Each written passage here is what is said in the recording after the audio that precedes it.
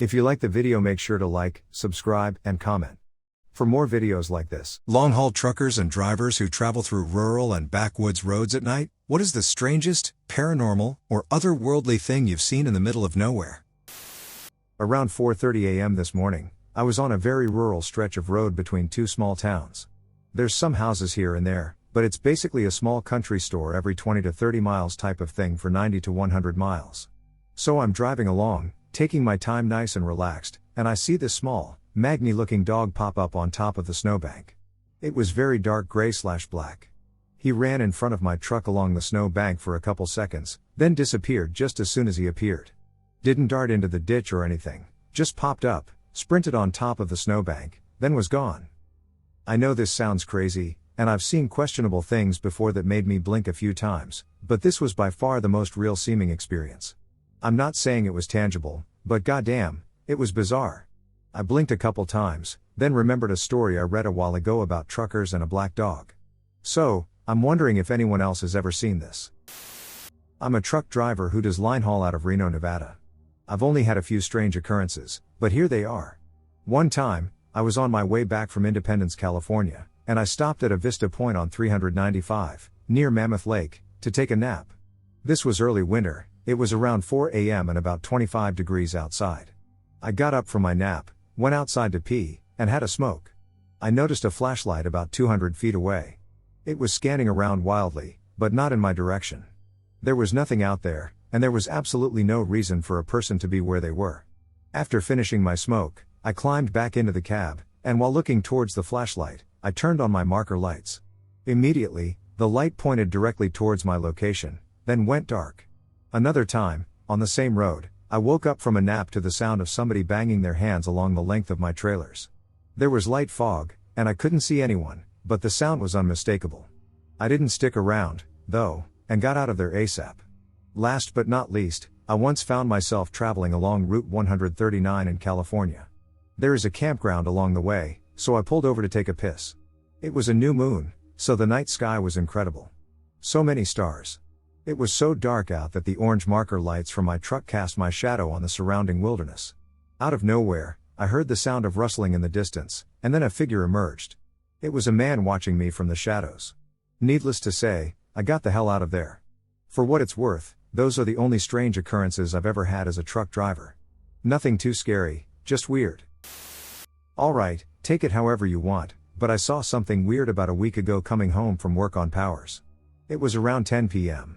I was driving and looked towards one of the light posts and could have sworn I saw a gray, creature-like thing with wings fly away from the top of it. Immediately in my head I thought, gargoyle. I definitely knew it wasn't a regular bird or anything. It was way too big. My brother was also with me, and to be honest, I didn't really mention it because I thought I was seeing things, until he said, "Did you see that too?" I replied, "Yeah, gargoyle?" Sort of half-jokingly, and he goes, "Oh my god, no seriously, that's exactly what I was thinking." Sadly, it was about a 3-second thing, and I couldn't get a good look at it. Anyway, I just thought this was kind of interesting and had me wondering if anyone has seen anything like this or some other cryptic-like creatures you'd like to share. My dad has several stories about hauling logs in Idaho and driving trucks through Utah and Nevada. My favorite is actually just in his pickup going through Utah. He said there was a light keeping pace with him out in the desert on a moonless night. It kept pace for a minute before it disappeared, and his truck turned off. He stopped and turned it on and pulled it off at the next diner. The folks in the diner called it a common occurrence. The creepiest is when he was hauling logs in Idaho and was coming down from near the Coeur d'Alene area during a snowy winter night. He was putting on chains before heading down steep grade and said all of the hair stood up on his body. It felt like there was something watching him. Halfway down the switchbacks, he saw a large figure standing on a 20-foot tall embankment. As he got closer, it jumped down, and the shoulders were as tall as the cab. In a single bound, it leapt down and then over to the other side of the embankment. At the time he thought it was a Sasquatch, now he says it was probably a demon trying to make him crash. He didn't stop to remove the chains until he was well away from the mountain. Last week I was driving to a friend's house around sundown at 7:20 to 7:30 p.m. because their family invited me over for dinner, and on the drive there I saw a bizarre creature where it had the body of a black/gray house cat and the head of a human, although the ears were cat's ears too. It was the size of a house cat but was staring at me with this strange grin. When I say it had the head of a human, It had a human nose, eyes, lips, and skin without fur on its face.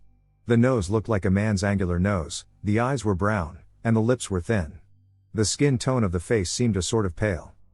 It just stared at me and grinned as I drove. I wanted to get a better look and took a U-turn to try and find it again, but it had already gone at that point, so after a few minutes of looking from my car window for anything, I left again towards my friend's house. I don't know if this information helps, but for context, this occurred along the northeastern Rhode Island and Connecticut border. I had never seen anything like this before, nor heard of anything like it.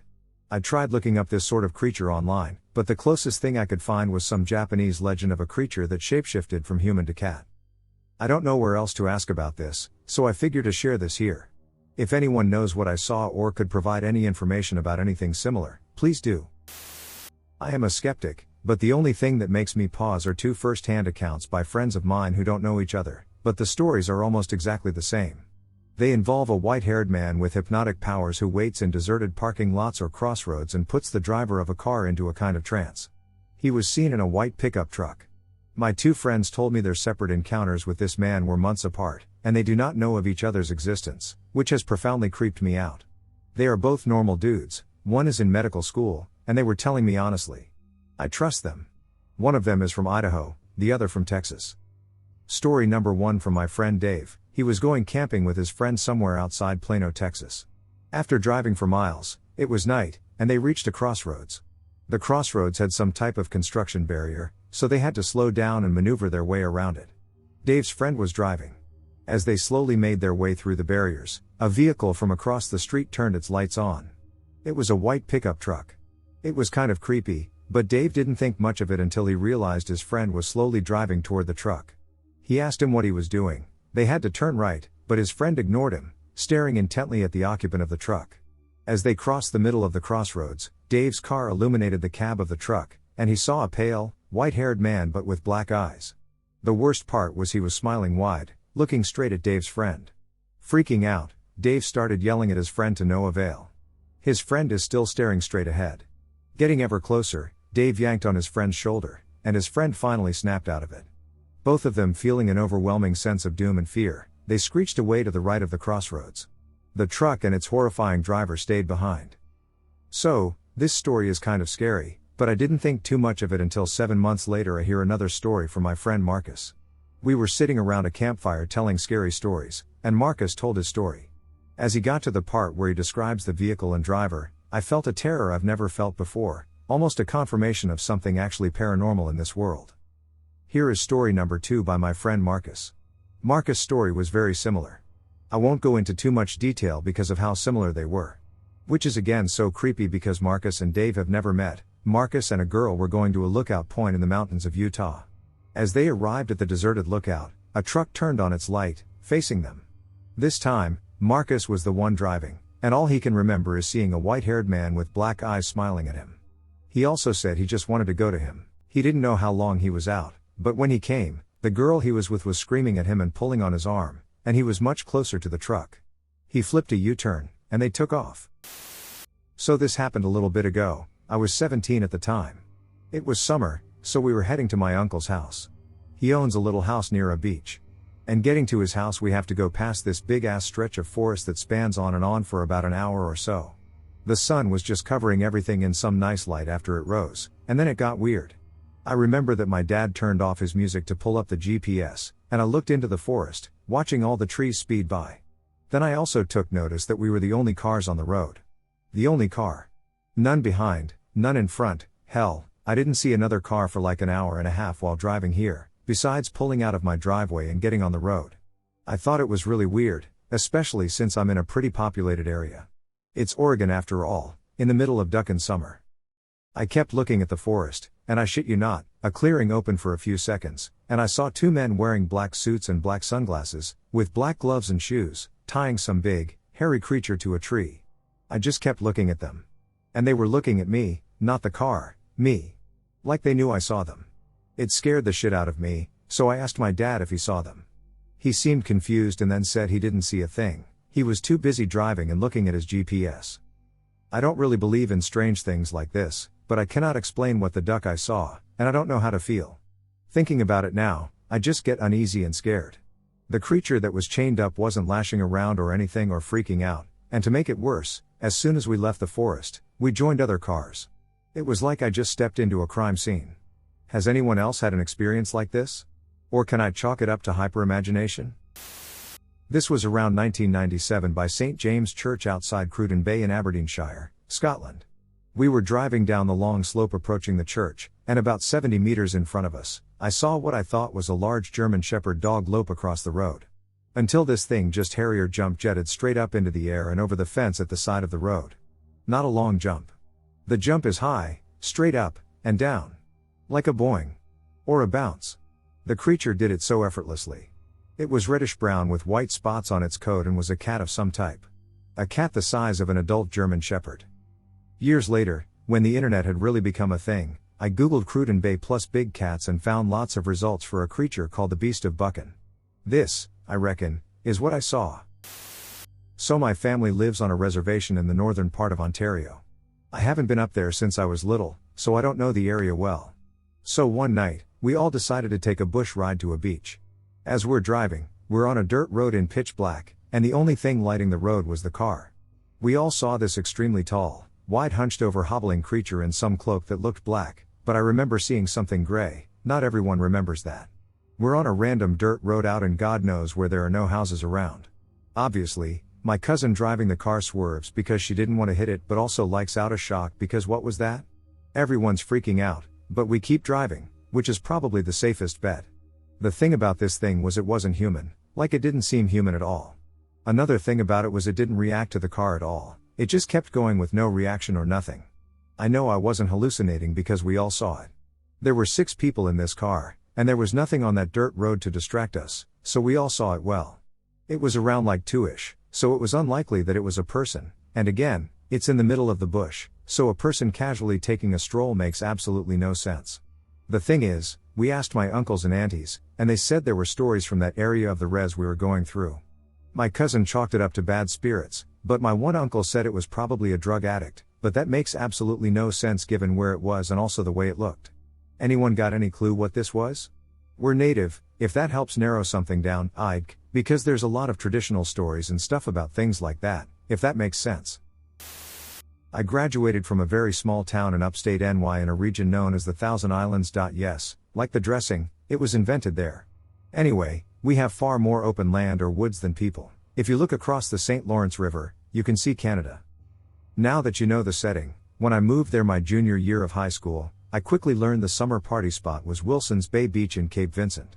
With that beach came a lady who collected all our beer cans and eventually bought a truck with all the money she got from our cans over the years and the urban legend of what they called fox monkey. It was an animal that walked like a monkey but looked like a fox and had been seen/heard at the beach and its surrounding areas. I, as any sane person would be, was extremely skeptical when my loser high school boyfriend I wasn't smart enough to leave behind yet told me of this creature.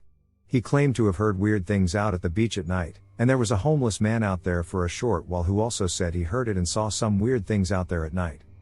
Fast forward a few years, and I'm in my early 20s, driving around with my 2 best friends, showing some guys we met from out of town around the area.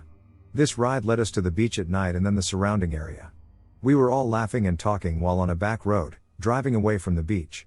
All of a sudden we see that infamous glint of an animal's eyes on the side of the road getting ready to cross. If you live in a rural area, you know your automatic reaction is to slow down because you probably have at least one dent from a rogue deer on your car.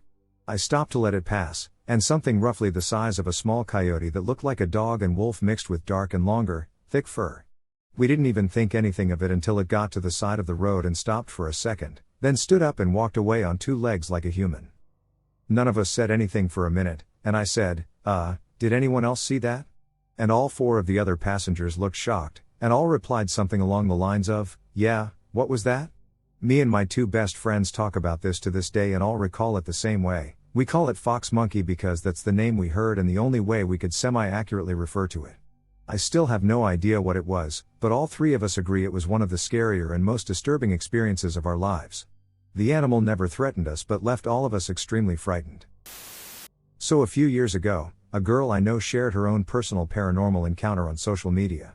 This girl is not a liar, and I've always thought of her as quite credible, and to make it even more believable, her friend, who I also know but not as well, was with her. Basically what happened was that she and her friend were driving along down the road talking about religion. The friend comes from a Christian family, and all of a sudden, in the middle of the road, they came upon two glowing human-shaped figures and a glowing car-like figure. There were no faces on the human-like shapes or details on the car. She said she started freaking, but her friend who was driving was more curious, and the figures were just staring at them while they were staring back. Finally the friend backed up, and as they were doing so, the figures got into their car, but she added there was no opening of doors or anything, they just got in and the car left. Basically, I have thought about this on and off for years, but recently my friend's husband died, and now I'm obsessing over it. I've been like a scared little child thinking my friend's husband's ghost is going to come visit me, and I feel like this story that girl shared just confirms for me that there really are ghosts. Even right now as I'm typing this, I'm laying in my bed terrified. Has anyone ever had an experience like the one my friend shared? Could there be another explanation for what those figures could have been? Any tips on how not to be terrified? I feel like my friend's husband's ghost is going to show up anytime, and I really don't want him to. My dad drove a truck for a living. We live in California. Years ago, he was driving north on Highway 5. He doesn't recall exactly where, but it was somewhere south of Harris Ranch, Coalinga, California. He's northbound to the Bay Area coming from LA. It's the middle of the night. Highway 5, in this area, is very desolate. There are no other cars on the road at this time in this area. No drugs or alcohol were involved. Neither my dad nor my family have a history of mental illness or anything like that. We're your average, healthy folks. He drove an 18-wheeler big rig. While driving, two different truck drivers pulled up next to him and signaled that he had a flat tire. But my dad, wanting to get home, acknowledged the drivers, but he had no intention of stopping to have it fixed. Finally, a third truck driver pulls next to him and signals my dad to pull over. My dad said the truck had weird lights that weren't the standard big rig light colors. The truck driver parks behind my dad on the shoulder, and he approaches my dad's cab. He tells my dad that he has a flat tire and should get it fixed so it doesn't catch on fire and cause an accident. My dad, not wanting to seem like he knew he's driving on a flat, acted surprised and then said he'd get it fixed. But he had no intention of actually getting it fixed. The guy walks back to his big rig, which is parked behind my dad's, and my dad decides he'll let the guy leave first so he doesn't follow my dad to the tire station, since my dad doesn't plan on going there. My dad's waiting for the guy to pull out. But he doesn't. My dad gets out of his truck to go tell him to pull ahead, and when he steps out, the guy's truck is just gone. Disappeared. I've asked my dad every critical question you could imagine here. There's no one else on the road. There's no way the guy could have driven away without my dad seeing. This freaked my dad out, so he pulled off at the next stop and found a gas station that could plug his tire. He told the guy fixing the tire this story. The guy said to report it to Highway Patrol because he's heard of a few other people who've reported the exact same story. My dad recently reached out to some people we know from CHP and NorCal. They hadn't heard of it. But since it happened around Central California, I yesterday reached out to some friends to see if they'd ever heard of it. I can assure everyone that my dad is not lying and is not on drugs. There's no deception in this story. My dad's an extremely honest, humble person. It's one of those stories that I'd heard periodically when I was younger, and I started thinking about it recently, after a recent death in my family. A good friend of mine told me this story years ago. He is the stereotypical old, big, bad trucker. I've seen some weird stuff with him while driving in South Texas along the border.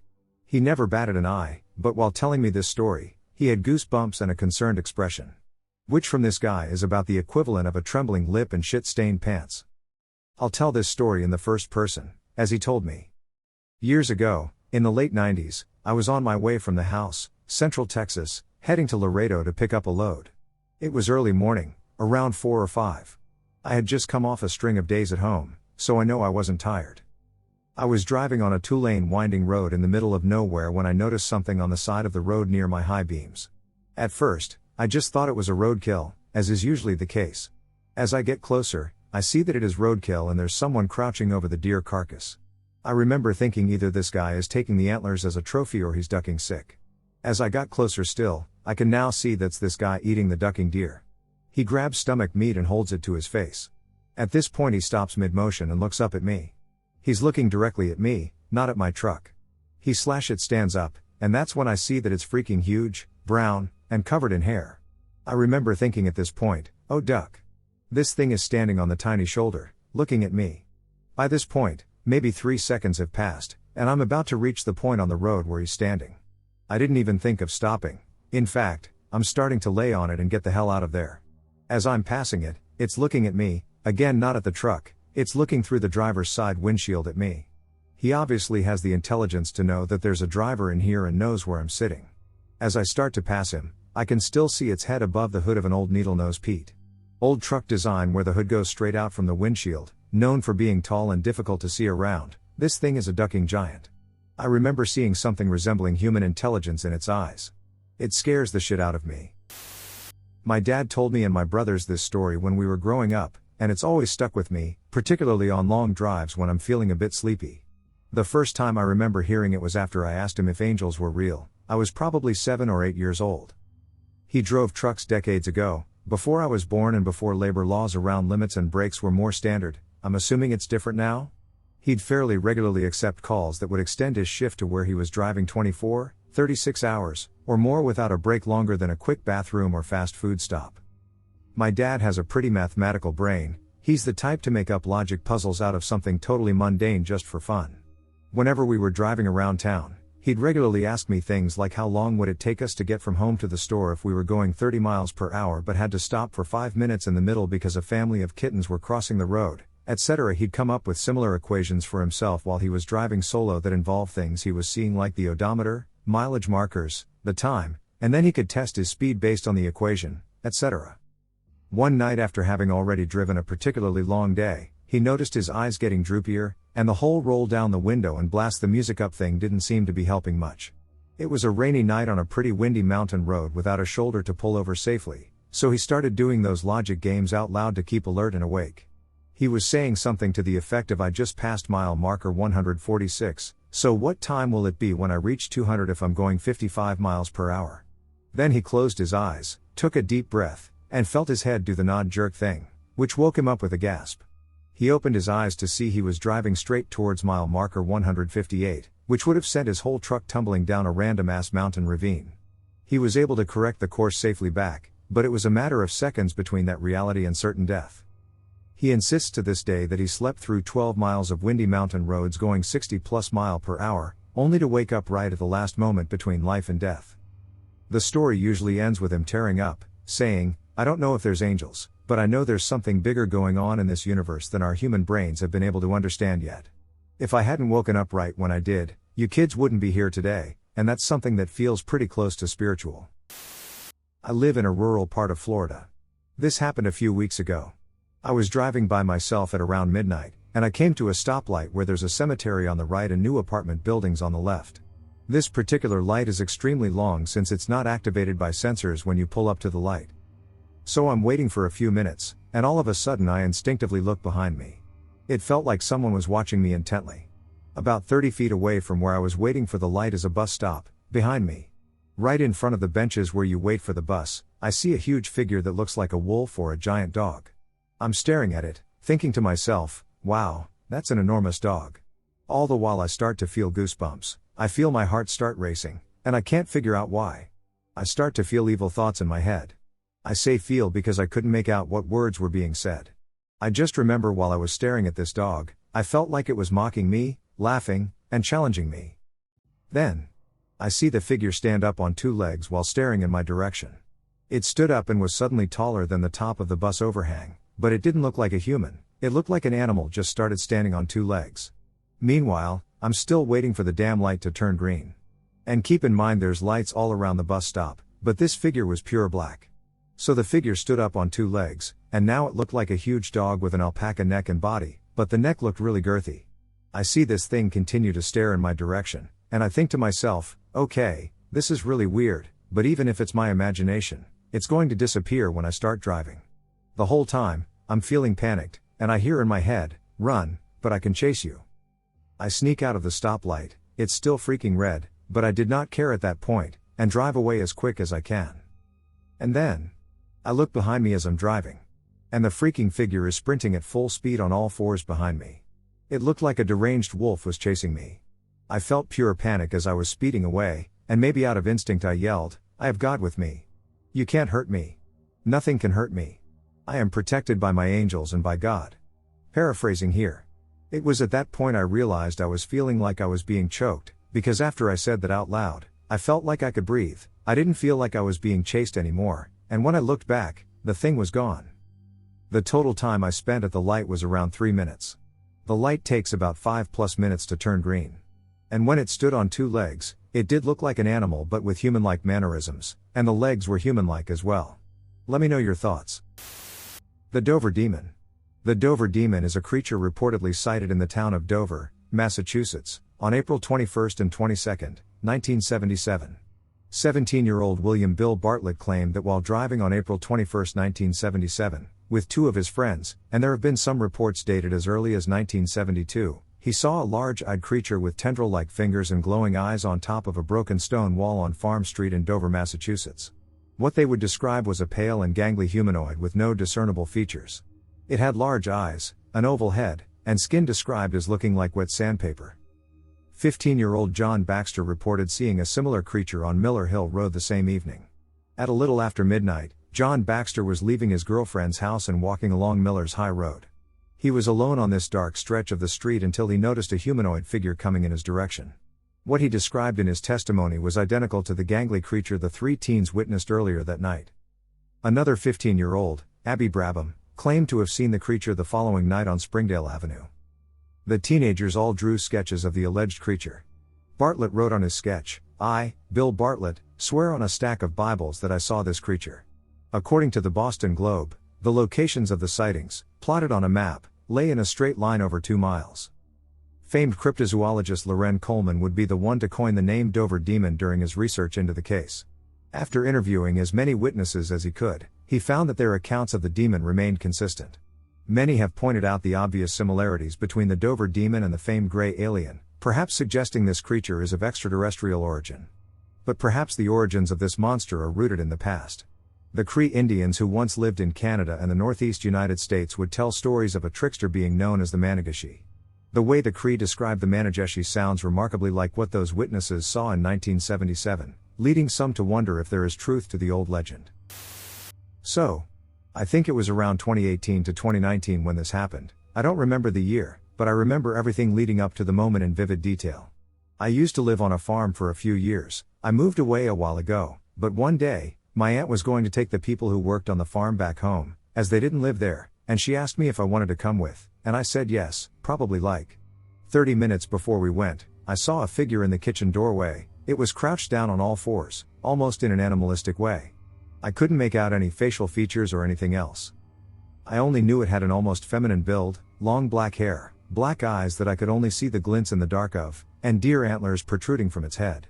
After that, I was obviously freaked out, but fast forward to after we dropped the workers off at their house, we were on our way back home.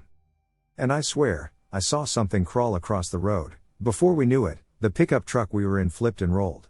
Luckily, neither of us were seriously hurt in that accident. Neither of us sustained long-term injuries that were going to cause us problems later in life, but it traumatized the hell out of me. Can anyone maybe give an explanation of what I saw that day? I've been looking in for answers ever since then. I live up north, and I had just picked up my visiting friend about 3 hours away from our destination. It was just after 12 a.m. when we ran into it, and we were driving slowly because of a rainstorm, and my headlights are dim as hell. The road we were on is extremely rural and, for the most part, untouched, aside from the sprinkle of some small towns a few hours apart. We were about 20 minutes past one of these little towns when we came up on this massive black dog-like creature standing in the middle of the road. Neither of us saw it come up. It didn't move a muscle when I had to swerve around it, and it had no eye gleam. I swear it was looking right at us though. It was about 3/4 the height of my car, and it was an absolute unit. Both of us immediately thought it was something paranormal, and admittedly, we are both superstitious and big fans of cryptographic lore, but whatever that thing was, I swear it wasn't natural. The calmness of it was so unsettling. I don't even think it moved after we had gotten out of the way. Not to mention, it was a full moon, and there was an absolutely berserk lightning storm cracking off in the distance. I can't get it out of my head. The fact that we both saw it and had that gut feeling freaks me out. Any thoughts on what it could have been? In 2019, I was driving outside Columbia, South Carolina, when this incident occurred. I was in the passenger seat. My friend was driving. There was a lull in conversation, and we listened to the radio in silence. We were in the right lane on the interstate. No other cars around. On the right side of the road, I saw this enormous creature, bigger than the car by a good bit. Think elephant size. It was collapsed and looked like it was struggling for breath. It had patchy, matted, light-colored fur, and its skin looked gray, thin, bruised, and sickly, drained of blood. It had 4 legs, which were sort of curled up under it, and a fat, round belly that looked soft, like a dog's belly. It had a face that was sort of human apish. That face was twisted in agony. It looked so sad, so painful. When I saw it, a feeling of instant, visceral dread hit me very suddenly. I was on the point of tears and felt sick to my stomach. I was so struck that I didn't speak for several minutes, and we continued to ride in silence until I mustered up the words to ask if my friend had seen anything. He said he did, and I asked him to describe it. He described exactly what I had seen. We got off on the next exit, backtracked, then got on the highway again, going the way that should take us to where we saw it. Nothing was there. Not a stalled vehicle or a tarp blowing in the wind or a weird tree. Nothing. So we went farther back and farther up, thinking maybe we misremembered the location. Still nothing. What did we see? What was that? So I am from Alexandria, Kentucky, and I saw something last night that I couldn't entirely explain. Last night was Midnight Madness for our school. It's basically some stupid football event during the summer, but everyone goes to see people they haven't seen over the summer. I went with my 2 friends and one of their girlfriends. We got there around 10:45. Me and my friends were getting pretty bored of the event, and my one friend had just bought dabs. For those who don't know, dabs are like a concentrated form of weed. We got in my buddy's car and were looking for a place to smoke. We were driving around this subdivision that had very thick forests all around it. We settled on this abandoned house and decided to smoke in the woods behind it. My friend was setting up his rig, and we realized we had forgotten the water for the dab rig. A dab rig is basically a bong for dabs, and it needs water, or else it will be very harsh to smoke. Well, we had parked a little bit down the street so no one would be suspicious. Nobody wanted to go back to the car because it was a 5-minute walk back to it. So I decided to go back for the water. While I was walking back, I heard scratching from behind a nearby house. It kind of freaked me out, but I thought it must have been a dog or an animal. I made it to the car and got the water and started heading back. As I was walking by the house, I heard the scratching. I began to hear it again, but then I heard what sounded like a footstep kicking up gravel when someone starts trying to run. I turn and see something that has kept me up all night. Now keep in mind I am a 6'2" 17-year-old guy, so I am bigger than most things. And this thing that I saw had me easily beat in height by 2 to 3 feet. It was slender but with long, almost stretched out limbs. I couldn't really make out any more details because it was pretty dark. The creature was running from one backyard to another. I never saw its face, only its body.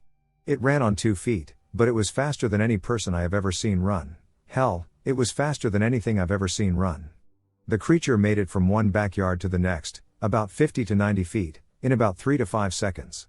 I was standing in the middle of the street, about 30 feet away. I stood there for a second in complete shock. Then I ran as fast as I could to my friends. I ran through thorns and bushes to make it back to them. I ran and told them what I saw on my way out. Our GPS rerouted us on an auxiliary road. Bumpy asphalt soon gave way to gravel. Have you ever been on the back roads of Iowa on a moonless night? The darkness was oppressing. We could barely see 20 feet in front of us with the brights on. The GPS lost signal. We pulled over to pull out the map. The corn rustled, and a man stepped out. I am not easily scared, but in that moment it felt like an icy hand gripped my heart.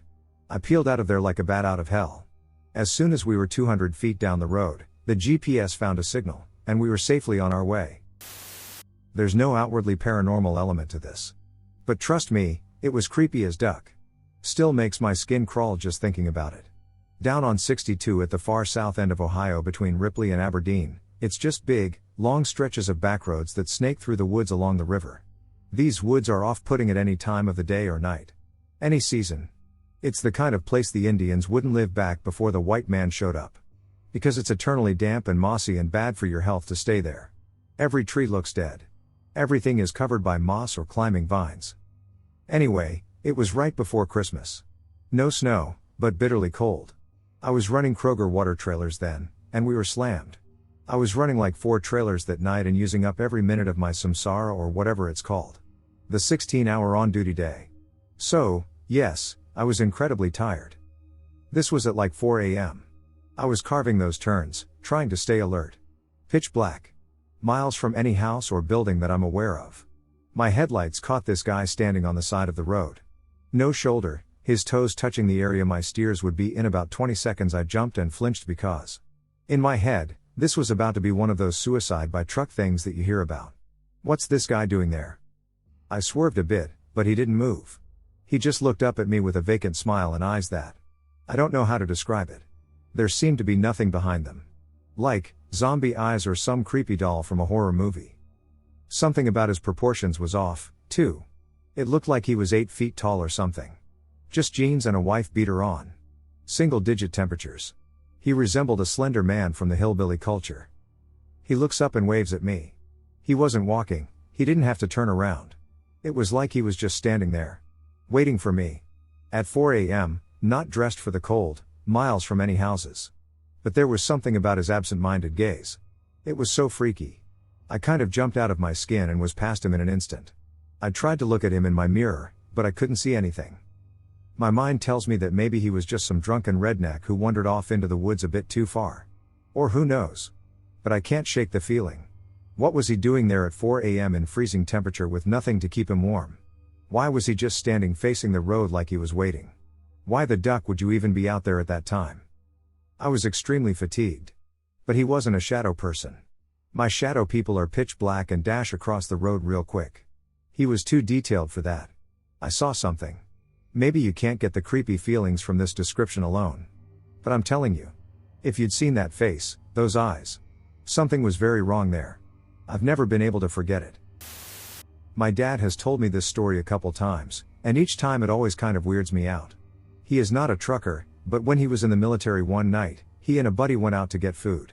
About halfway into their drive down a dark road, my dad and his buddy noticed a woman in a red dress with black hair walking. My dad and his buddy found it odd because it didn't seem safe and it wasn't that warm. My dad said deep down he knew stopping was a terrible idea, so they drove by a little more slowly to get a glimpse to see if she needed help. As I drove by, my dad and his friend both swear she has no face.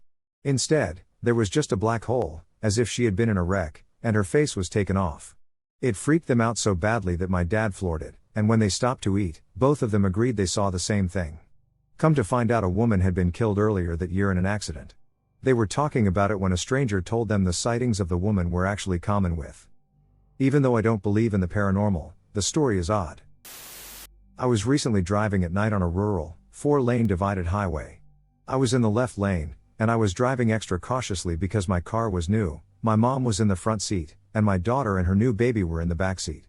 My new car has adaptive cruise control, so it automatically slows down if it detects something in front of the vehicle, and it was on. I have no idea what we saw, but all of a sudden, something appeared not too far in front of us. I'm not too familiar with measurements, but it would have been about a car and a half, 2 at the most in front of us, but in the right lane. When it appeared, it took off running to the right faster than I've ever seen anything run, and I was silently questioning what I had just witnessed when my daughter said, "What was that?" I was so relieved she had seen it too. We asked each other what we had each seen, and we described the exact same thing. It was running on all fours, taller than a dog would have been, but not as tall as a deer. It was grayish in color, but it was almost transparent in a way. However, you could see the spine/back portion as more solid, and it was pretty long. We both saw it run into the brush on the side of the road, and I know it may be easy to explain it away by saying we just didn't see it run in front of us, but there is just no way that it did. For one thing, my adaptive cruise control would have reacted to something running in front of the vehicle, and it did not. Secondly, we both had our eyes on the road, and I absolutely know nothing ran in front of me. I literally saw something appear in the middle of the right lane, and that is what caught my eye. My daughter said the exact same thing. My mom has macular degeneration and doesn't see well anyway, and she was not watching the road. I have many years of driving in rural areas at night, and I've had many deer cross my path, and I know this was not a deer. It wasn't the same shape or color, and I've never seen a deer run that fast.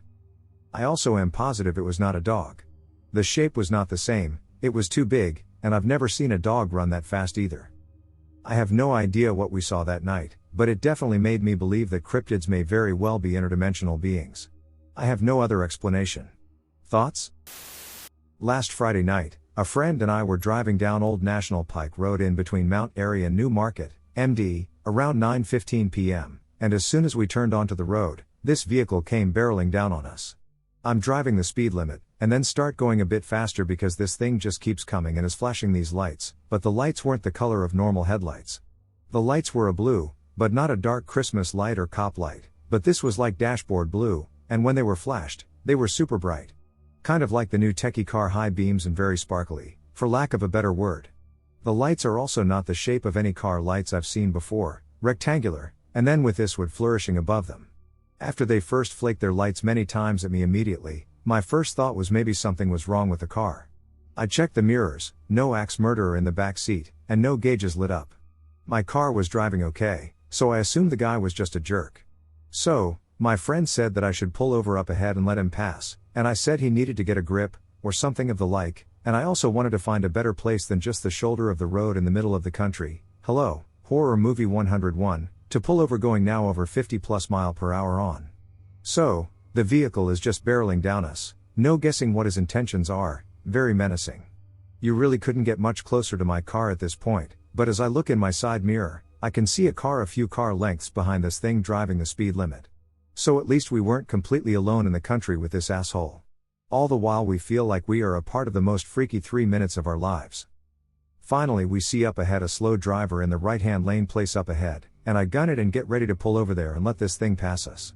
As I do, I was getting ready for one or two things. 1, we were about to get full-on rammed from behind, or 2, this guy is going to go zooming by swearing and honking at us. That's the other odd thing, this guy never once honked. So, as I gun it and pull to the right, getting ready to check out whoever this asshole was that harassed us for the last 3 minutes, ducking nothing happens, nothing. We didn't get rear-ended, didn't get honked at, and didn't get sweared at. The thing simply disappeared. It never left us. The car that was a few car lengths behind whatever this was came driving by about 15 seconds later, but not in a huff, not quickly, not in the order of which things were supposed to happen. The thing, the well-lit, aggressive thing behind us for most 2 miles, just ceased to exist. Does this match anything anyone else has seen on this road? There is an extremely haunted house in the same area of Old National Pike where this thing harassed us. This wanted to scare us, wanted to make its presence known. Not sure what we experienced with the ghost car? Alien? Bright-eyed demon? Out for a drive one night, we turned onto a road my spouse had driven on before, alone, and back then had got the deeply eerie feeling of being watched. It was described as an extremely strong, God helmet level there's definitely something right behind me looking right at me feeling, and they started to feel it again right after turning onto that same road. Understandable, that maybe it was just a set expectation now after a prior unusual experience, but I had not been there and had no idea where to expect that. In fact, I had just been sitting there with my eyes closed when suddenly I had the exact same feeling. It was eerie, to say the least, but as we got further along the road, we came upon a church and small cemetery. That probably sounds like the classic must be the spooky burial ground story, but we simply pulled into the church's parking lot to turn around and head away, only to realize when we stopped that we could hear voices. The church had a light on, and I was sure I saw someone moving around, so while the lot was empty, it's certainly possible some people were in there doing something, and maybe that sound was somehow carrying out to the car, so I didn't mention it, nor did my spouse, and we got the car going back on the road and away from there. But the voices persisted, murmuring quietly, sounding like 2 women having a conversation. Eventually one of us said to the other, "Do you hear something?" And the floodgates opened. We had both heard it the entire time and thought we were going crazy or had just spooked ourselves. And we still assumed it had to be something we were misinterpreting as a persistent back and forth murmuring. Maybe the tires, but whenever we came to a halt, the noise continued. Maybe the radio, but it was turned off. Maybe some strange atmospheric effect meant the car speakers were picking up a radio station even with the radio off, but after flicking through all receivable stations, we didn't hear anything remotely matching the sound or cadence of that whispered conversation. And all the time there was that feeling again, of being watched, of something just being right over the shoulder, not exactly sinister but certainly not reassuring. We were over 20 miles and a few blocks from home when suddenly the noise disappeared. We had traveled from rural roads to city streets to busy commercial areas, on a variety of road surfaces, and it kept up with us all that time, then was just gone.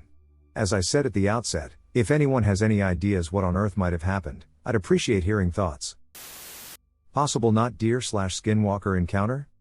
My mom and I were driving home tonight, 9 p.m., and she had asked me, "What is that one word that you're not supposed to say? That describes an animal or thing that doesn't seem like it's real."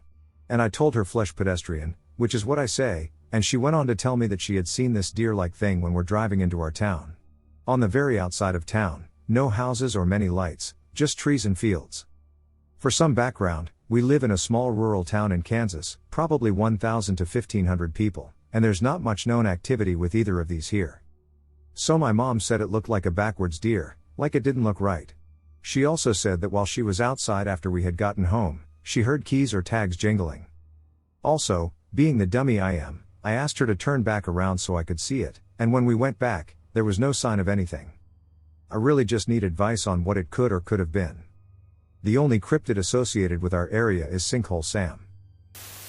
This story happened sometime in 2020 to 2021. My uncle passed away a few months before this incident because he was a heavy smoker and got a virus his immune system couldn't keep up with. But anyway, for context, my dad and I were on the highway to my grandma's house, which was a few hours away. While driving over 100 kilometers per hour down the highway, my dad and I suddenly heard a human-sounding knock on the car's windshield. We briefly looked at each other, thinking, what the heck was that? This knock was so loud and clear, it was a triple knock. Absolutely no one or bird could have been on top of the car with the speed it was going. Then, a few seconds later, we heard another knock. We were both staring at each other confused again. Then we spent a solid 5 minutes talking about what we had just heard and how it didn't make any sense with us being on the highway. Then my eyes started tearing up slightly. We were speculating that our uncle could have been trying to communicate with us. We got to my grandma's and drove back later, nothing strange on the trip back. But when we got home, my dad checked his computer, and his wallpaper was reset entirely. This was the first time this had happened. So he checked some logs that would have shown if something or someone had changed the wallpaper. I don't know what kind of logs these are for the record, but something for Windows, and he said there was nothing mentioning the wallpaper change. To this day, I still don't know how to explain this. I still believe it was my uncle trying to communicate with us, and I found it strange the wallpaper was reset on the same day as the knock. Weirdly, we weren't as scared or creeped out as we should have been by it all. It was just really strange and unexplainable. So I was a brand new driver, maybe about 2 months solo and running for Werner. I was on some back roads in the middle of SW, Texas, trying to find a place to pull over for a 30. I saw a truck ahead of me pull out of what I call a make-a-spot area, so I pulled in where they had been and turned off the truck. It was like 75 outside with a light breeze, clear skies, and beautiful weather. So I grabbed my dog to let her out to potty, and we're out around the area around the landing gear when I look up and see a random red light, kind of brake light red, in the distance, maybe 200 to 250 yards out. The area that we parked in had one of those huge 10-foot fences and nothing but those Texas brush trees that aren't very tall. Well, my dog gets done peeing, and we're standing there, and I'm watching this light bob up and down and move side to side in the distance, and I'm thinking it's probably someone on an ATV, or a pickup truck, or something. Whatever. Well, it gets closer, and now there's thrashing sounds coming from the bushes in its direction. Now my dog, Zoe, at the time, was a very sweet border collie. Wouldn't hurt a fly. She ran from most anything, and she was fast, but God forbid you try and break into the truck. Regardless, she's standing there watching this red light bob up and down, and I notice all of her hackles are raised, and I start hearing that low, nasty growl. The kind where you know you're about to get destroyed by a dog. The lights are coming closer now, the sounds are getting louder, but it's not at ATV height anymore. It's maybe 8 to 10 feet in the air now, and it's still moving in a zigzag pattern towards the truck. Well, Zoe barks at it, the light pauses and starts to now come towards us incredibly fast, same zigzag pattern. Me being the idiot, I can feel everything in me telling me to run, hide, or escape, but it's just some ass in the middle of the Texas wilderness playing army games or poaching, right? Well, I yell out that I'm armed, don't come any closer, who's there, etc. all the stupid shit. But it just keeps coming. So I'm like, duck this, I'm out. I have to drag my dog back to the truck. She was very well trained on leash and never needed to be told twice, but she is pulling at her leash. She wants to kill whatever the hell is coming at us now. So as the sounds are getting louder and the lights getting brighter, in a semi-panic, I pick up my dog, throw her into the truck, get in, slam the door shut, and slam my hand on the locks just in time for something. A large black shadow with red lights on the front of it to sail over the 10-foot fence and slam into the side of my truck. I didn't want any part of this. I violated my logs and didn't even put on my seat belt. Jamming gears? Oh yeah. We got up to 65 miles per hour very quickly. A few miles down the road, I found a tiny gas station in a one-stop light town that had just enough room for a truck to park, so I could take my 30. Next afternoon, after I had delivered my load, I was coming out of the shipping office and noticed the entire sleeper of my truck, on the passenger side, was dented inwards ever so slightly. I've never found that road. Never found the pull-off. I don't even remember which road it was. But it was one of the weirdest things I've ever encountered. Not a truck driver, but I've crossed the states many, many times in my career. I used to tour manage a band that consisted of 4 musicians and 2 crew, so it was a total of 7 of us. We would often drive a white Sprinter van with a U-Haul trailer on the back, and if you're familiar with U-Haul, you know they have different pictures on the sides of them, often a state and something significant from that state painted on the side. We were about an hour outside of Roswell, New Mexico, at 2 a.m. It was in the summer. We were coming from having just played the New Mexico State Fair. In every direction around us it was pitch black, no lights from cities or even rest stops, no other cars, nothing. We have absolutely no phone signal. All of our phones say no signal at the same time. It's a 2-lane highway, the only illumination coming from our headlights. We haven't seen another car for a very long time. Suddenly on the horizon, we see a light appear directly ahead of us. We keep driving normally, and the light is approaching us quickly. We, rightly, just assume it's another car coming our way on the other side of the highway, but then as the vehicle goes to pass us. It's a white Sprinter van towing a U-Haul trailer with the exact same state artwork as ours on the side. Same tires. Same model van. Same trailer. Same everything. As soon as we pass it, it's gone. All of us very uncomfortably said the same thing at the same time. Did that van have the same, what are the chances? I'll never forget it. We couldn't do anything but just uncomfortably acknowledge we all saw the same thing, and none of us were losing our minds. I want to emphasize that I believe in cryptids, but I'm open to any explanation. It's been about 13 years, and I finally feel compelled to share and ask for opinions. When I lived in SoCal, I would leave at 2 to 3 a.m. to avoid morning LA traffic when driving north, 6 hours, to my hometown. I used I-5. Semis typically drive during the day, and it leaves the Central Cal Drive usually totally black. It was dark enough to see the Milky Way at night. If the moon was out, it was pretty bright, but this specific trip there was no moonlight, only my car brights. Since it was usually just me, young and impatient, on the road, I would go 90+ miles per hour. I was around Kern County, and suddenly there was this massive thing on the shoulder, slightly in the road. I slammed on my brakes and swerved around it, but when my brights hit it, this is what I saw. It was pure black, or at least didn't reflect my brights. Crouched, with its back to me. Lanky limbs, while crouched, the knees were almost up to the shoulders. Looked over its shoulder to look at my car only the moment my lights hit it, couldn't see the lower part of the face due to its shoulder. Eyes mirrored, nocturnal? Like a cat. Totally f-king unfazed that a 3-ton steel object could have barreled into it. Ballpark 7 to 9 feet, if it stood. The head was completely smooth, there were no standing ears. I did not stop, look back, or go back at all. I floored it beyond 100 miles per hour to get the FCK out of there, my heart was racing. It was too thin to be a bear, although a bear is way more plausible than a wildcat due to its stature and shape, biped. I was in the middle of nowhere in the desert, so a bear seems unlikely anyway, and the mountains seemed way too far for it to be any other common large predator. What the hell did I see? I have never discussed it before. This took place in Michigan on a stretch of road called M63, otherwise known as the Blue Star Highway. It's a very scenic road traveling along the west side of Michigan along the coast of Lake Michigan. I was 11, and I was riding with my friend and her mother to the video store. It's dark, but it's a well-traveled road, so there were other cars out too. I'm riding in the backseat passenger side, and I'm looking out the window. This was before smartphones. Unless it's completely clouded over, there is usually a reflection of the moon on the lake, so I'm just staring off in the distance and looking at the big houses on the bluff. We come to a part of the road where it's just a large open field on the bluff, and I see 5 of the brightest lights I had ever seen shining directly on the field, and I get excited and confused. I inform my friend and her mother, who refuse to look. I put my window down, and there is absolutely no sound coming from the lights, none. Mind you, we're not level with the lake, we're driving the height of the bluff, so maybe 75 to 100 feet from lake level. I'm so confused because, growing up on the lake and exactly in the middle of 2 nuclear power plants, we get a lot of helicopters and jets fly by, but these lights were static, they did not move. I knew it couldn't be helicopters because it was too quiet and there was no wind, and that close there should have been a lot had it been a helicopter.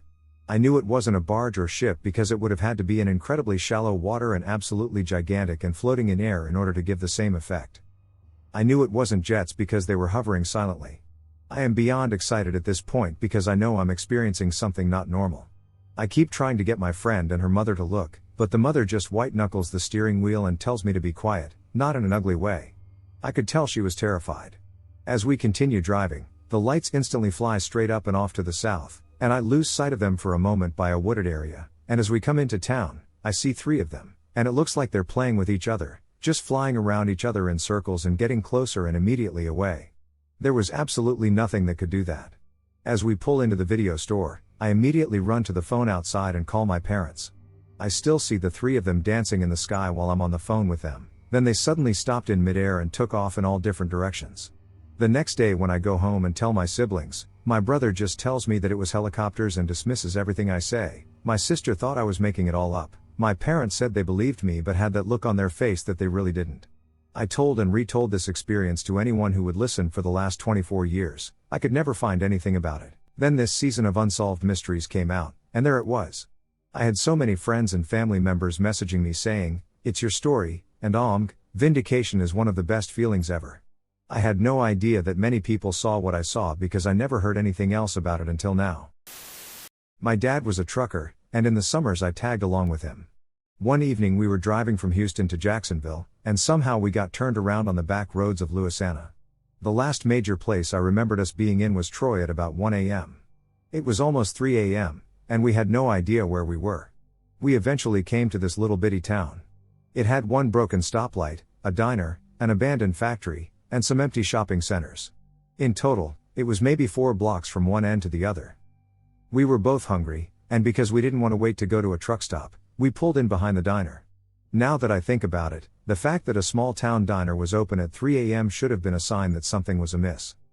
We get in, and this diner is pretty nice, actually. A bit old school, reminiscent of the 60s. There's a single waitress on duty and a cop eating in a booth. We naturally all got to chatting. I remember that meal so vividly because it was the first time I had grits. They were loaded with cheese and bacon. The cop gave us directions back to the highway and bought me a chocolate milk for the road. I even remember the tables. They were made of composite wood and covered in polka dot contact paper. Well, we eventually made it to civilization, and later that morning, at a stop, my dad asks about the town. Cue a lot of confused local truckers. He was sure he was getting the name right, but no one had heard of it. A few months later, he was driving me back home to Texas, and he drove through Louisiana, attempting to find the town. We never could. We're still not sure what happened, if we drove through a ghost town, no one remembered, or something weirder. But I remember that night clearly. At the time, I was driving with my team. It was summertime, and I was in South Carolina. I was working at a yard in Charleston at night. This drop yard was inside of a tow yard and had room for 10 of our trailers in the back.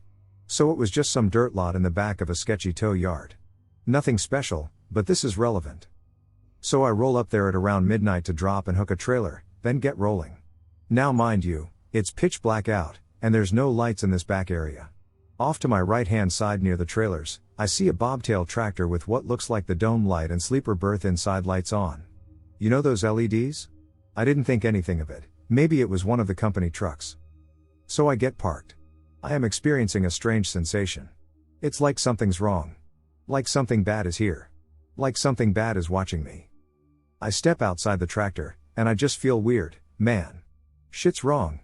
And I look at the bobtail tractor, and the lights are off now.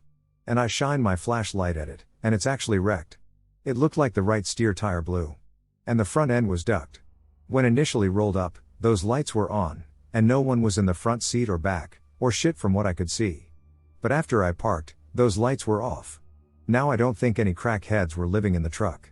This yard was secured pretty good. Big ass gate to get in, and security lets you in. And I go to drop the trailer. Yada. I'm in the back of the trailer ducking with load straps or some shit. And I still feel weird as hell the whole time. Well, when I went to my truck, my co-driver said, "If you wanted to wake me up, then you should come in and say my name and get me, don't tap on the glass." I never tapped on the glass. My co-driver said they heard a faint tap on the glass in a pattern with the fingers. Like 1 2 3 4 quickly over and over. I never tapped on the glass. I never tried to wake them up. I was in the back of the trailer doing work. So I told them everything I just felt and saw. The light being on and off and shit. and how I feel like something evil is watching me. And the co-driver tells me that just before they woke up, they were having a nightmare. They pictured a witch in a swamp. Like one of those bayou swamps. And a witch was outside her house calling my co-driver into the house. And what woke my co-driver up was the tapping on the windows. So after all of this, we both are freaking out. Like what the duck? I even drove the truck around in a loop and tried to recreate my headlights shining on the bobtail. But it didn't look the same as when I pulled in. It was actually my husband's encounter. And our best friend. They were just riding around on back roads and ended up at an old graveyard. You have to go through a creek and up a big hill to enter the grounds and then keep driving up and around a park where you can turn around. They both caught glimpses of what they thought were 4 children in cloaks while they were driving up to the park. Our friend Al literally yells, "It's a children's cult, shoot EM." Because of course she does. This got their attention, and all 4 looked up at the approaching truck, and that's when my folks knew they were seeing some sort of alien. They were purple looking with black markings that almost looked like burns, all standing around a fresh grave in the corner of the graveyard. One at each point of the grave, dressed in shiny brighter than white suits with hooded capes. Almost reflective, and they were all wearing big orange goggles over their huge eyes. They said their eye/goggles took up most of their faces, and their hoods were up. When the beings finally realized they were being seen, 2 of them just blinked out right there, the other 2 took off running into the woods at a weird slow-mo gallop, on tentacle-like feet that curled up and ended on 3 ball toes, and eventually looked back at them both and blinked out slowly. The goggles were the last things to fade out. I've never doubted them for a second. This encounter completely unraveled my husband and shook him to his core. He became obsessed with them and kept going back to the spot for any kind of answers. The paranormal events that took place for a few months after the sighting were intense and so freaking insane it's a wonder he was able to even come back to me. That was the only time he saw them face to face, but there's been plenty of encounters, as well as encounters with other crazy-ass creatures? And UFO activity, lights, orbs, some weird shit involving a street lamp and the moon, weird feelings of paranoia, weird sensations in our skin and hair, this strange milky fog that just comes out of nowhere that kind of looks like a screen. Behind it we can see these little weird moving entities, but it's more like static or something moving around. Tons more experiences, but I'll stop there for now. Anyway, that graveyard is really significant. It was kind of a hangout spot for my friends and me when we were teenagers wanting to drink and smoke and stuff. And it's so far out in the woods, it's just always been one of my favorite places. Since they saw them purple dudes, a bunch of our people have had experiences there, none of which can be explained logically. Fun fact, I found a few maps of the area where the graveyard is, and it's totally on ley lines. And around old iron mines. And tons of limestone and fresh flowing creeks. I'm only adding this because I've heard that all these things can cause supernatural mischief. So yeah. I know it's a lot. Sometimes I find myself questioning if any of it even happened or continues to happen. But it did. It does. All the time, in so many different places around here. I don't need validation. I don't care who believes me. I just wanted to share in hopes of learning more about these purple dudes because we've never been able to find anything close, really. If any of you have been through any of this, please share with me. Wyoming, I-80. Halloween night, 2016. I was doing a typical job patrolling an apartment complex for Securitas to make sure no theft was going to take place after hours. The actual job was uneventful. It wasn't that late when I arrived, but when I drove back, I saw 3 cars on my way out of Laramie, and that was it. 30 minutes, then, not a soul until 15 minutes outside of Cheyenne, where I lived at the time. The creepiest part was how ducking small you were in that expanse. Usually you can fill the quiet with some good prog rock goodness, but no. It was tangible. I felt like I was literally on a ghost highway or some shit for about an hour. Nothing fills that silence or space. Turn up the radio, sing along, you're just a tiny dot moving through that blackness alone. You can turn up your brights, oh, more space. It can seem downright oppressive if you aren't used to driving out here. It's ducked up and otherworldly and needs to be experienced on a creepy night like that, if it's had it all. It's part of what I love about living here. The Wyoming critter.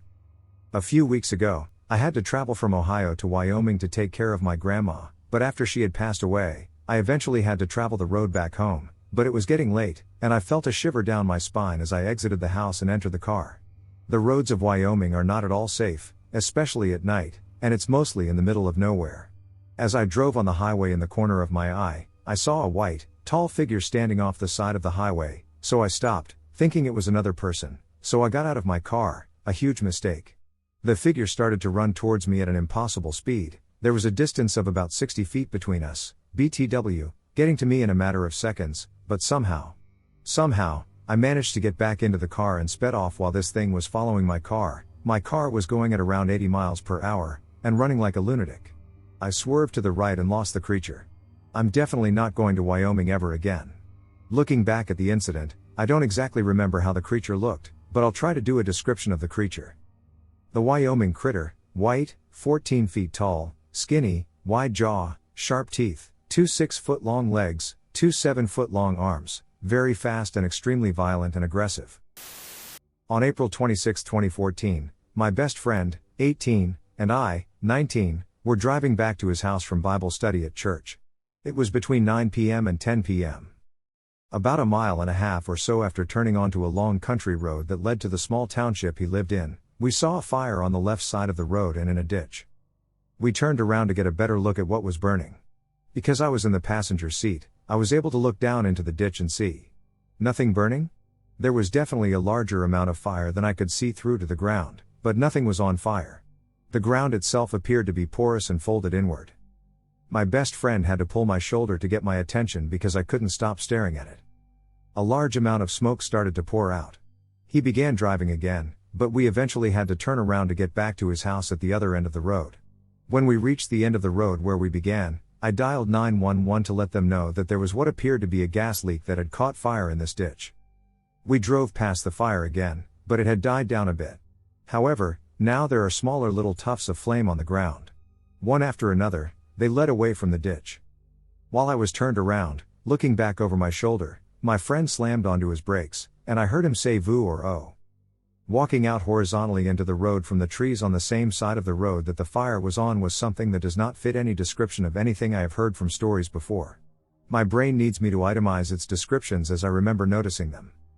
Black, big as a sedan, on 4 legs, shaggy black fur from its shoulder to its head, emaciated from midsection to tail. Literal black skin stretched around bones on everything behind the shoulders, canine-like head, eyes very forward-facing, eyes are not reflecting light. Large, round, black, and empty. Completely devoid of light. It blinks, and the eyeballs are pressed inward with the lids as they shut. This thing was between 5 and 10 yards away, so I got a very good look at it through the high beams. It did not turn to look at the car, its head was raised slightly, as if it were looking into the car to look directly at us. I was not particularly afraid or fearful. However, when it looked directly at me, I felt intense feelings of dread and hopelessness being projected at me. My friend floored his old Ford Taurus and whipped it around the back end of the thing, then drove 65 miles per hour in a 35 all the way back to his house. As we were driving, I asked him, "What was that?" With tears down his face, he sobbed, "I don't know, I want to go home. I just want to go home." We ran into his house and locked all the doors and windows. When we were finally able to calm down, we did not talk to each other much for the rest of the night. Over the next few days, I would try to relay the event to my family, beginning with "I saw something the other night," and I couldn't stop telling them everything while choking back sobs. I did not want to tell them, but they knew I was not okay. The intense feelings the thing put on me were beginning to take their toll. Almost a decade later, I still haven't read a single story or alleged sighting of anything that matches what I saw. Since then, I've become familiar with regional cryptids and the lore associated with them. It wasn't an apparition of some kind because it blinked. I've not read any accounts of apparitions blinking, only closing or opening their eyes for some desired effect. This thing definitely existed physically. There is nothing in my state, India, that even comes close to fitting this description. Maybe our Black Panther or Porter Road hounds, but those happened many decades ago and quite a few hours away. This was in 2016 or 2017. My friend and I were driving through a quiet, small neighborhood in Traverse City, Me. It was a rainy day, middle of the day, and we were stone cold sober. I feel like I need to say that to feel validated, lol. We passed a street, and I mentioned something about our friend Ashley recently moving to a house on that street. For the sake of the story, I think it was Fern Street. Or something like that. Suddenly, we found ourselves at a stop sign at a T-shaped intersection in the road. An older model olive greenish convertible was turning left off the cross street onto the street we were stopped at. The driver had to jerk his wheel super hard to avoid hitting us as he made the turn. It was like he didn't see us until he was halfway into his turn. I looked over at my friend, and she was already looking at me. I looked back outside and did not recognize a damn thing. It was now a sunny day and our entire surroundings were completely unfamiliar. My friend was like, "Han, I'm scared, where are we?" I kept asking her the same thing. I asked if she saw the car almost hitting us, and she had, but neither of us knew where we were or what was happening. Suddenly everything became familiar, like it was slow and swift at the same time. Man. Weird ass shit that I'll probably die trying to understand. This is why I have FOMO about dying. So this is something that my best friend's friend from school experienced quite some time ago, and it's been living in my head rent-free ever since I heard it. The friend was driving down to NYC from Ithaca with multiple other friends, and they decided to get an Airbnb in a city, still upstate NY, but I don't know the name of the city, that is closer to NYC, and spend a night there, as the drive to the city is around 5 hours and they left at a very late hour. When they arrived at the Airbnb, the owners of the house came outside, yelling at the group super aggressively, telling them to get out and get off their property. They tried to explain that they booked the place via Airbnb, but they were threatening them to leave, so they did, super confused and thinking maybe they got scammed. At that point, the group decided to continue driving down to NYC. It was raining at that point, and it was very late at night, like way past midnight, I think. But then they passed by this woman and a child standing in the rain on the side of a highway, which they thought was super random and bizarre. The group started talking about it, and someone in the group actually Googled it because they really thought they had seen a ghost. But what was spooky was the fact that there were actually multiple threads on the internet about it, and there were so many people saying they saw the same thing in the same area. Does anyone know anything about this, or has anyone encountered this woman and the child? I tried to look it up myself, but it's been tough because the name of the city was left out when this story was told to me. I've seen plenty of weird stuff while on the road. Lots of it is people, mostly. The weirdest one I saw was on my way back from a show down in Virginia to Buffalo, New York. I had 4 guys with me and a truck full of speaker equipment. I was driving in PA, on the crazy route, probably near Dubois/Clearfield. If you don't know the route, it's highways mixed with local country roads, but roads you're driving 65 on. And still in the middle of nowhere. It was late, maybe midnight or 1 a.m., and just me and another guy in the backseat were awake. I was driving with the houses on my right and the woods on the left, in the middle of a heavily wooded area. There's no street lights, so it's pitch black except for my headlights. I saw this enormous figure swoop over the car, about 10 feet up. I caught enough of it in the headlights that it looked like a bat, had a brown, hairy body, but the wings and size were massive. Not like a bird, but like a giant bat or a flying dog, if the dog was a mastiff with short hair. And the eyes were red. I saw it, and my brain recognized it. And I looked around and couldn't see any more because I was going fast enough. As I looked around, I just heard my cousin's voice very calmly from the back say, "I saw it too." I just got a chill and kept driving, but we didn't say anything more until we got home. One of my friends later told me that it was probably the Mothman, and I'd have to say that that could probably be the closest thing. I saw something that wasn't a bird, and my cousin did too. So now when I drive through the no man's land of PA, I keep an eye out for whatever the hell that thing was. I was driving through last night. I was on a highway in the lane closest to a guard wall right around the lit up Ferris wheel, probably about 9 p.m., definitely after dark. There was also a lane closure close by that made traffic only one lane and backed up things a bit. When we started moving again at a pretty good pace, suddenly, I saw a very large, probably 4 feet high, furry creature that, at a glance, looked like a dog but seemed far too large. I believe it was gray, and it might have had a smaller animal companion walking behind it against traffic. I had to swerve to not hit it. My instincts shouted that it was a huge wolf. My mom thought it could have been a bear. When I got home, I was so bewildered that I tried to check the news to see if animals had possibly escaped the zoo, but I didn't find anything recent. I'm curious if anyone else has witnessed or knows about this creature. So, this happened on April 4, 2022.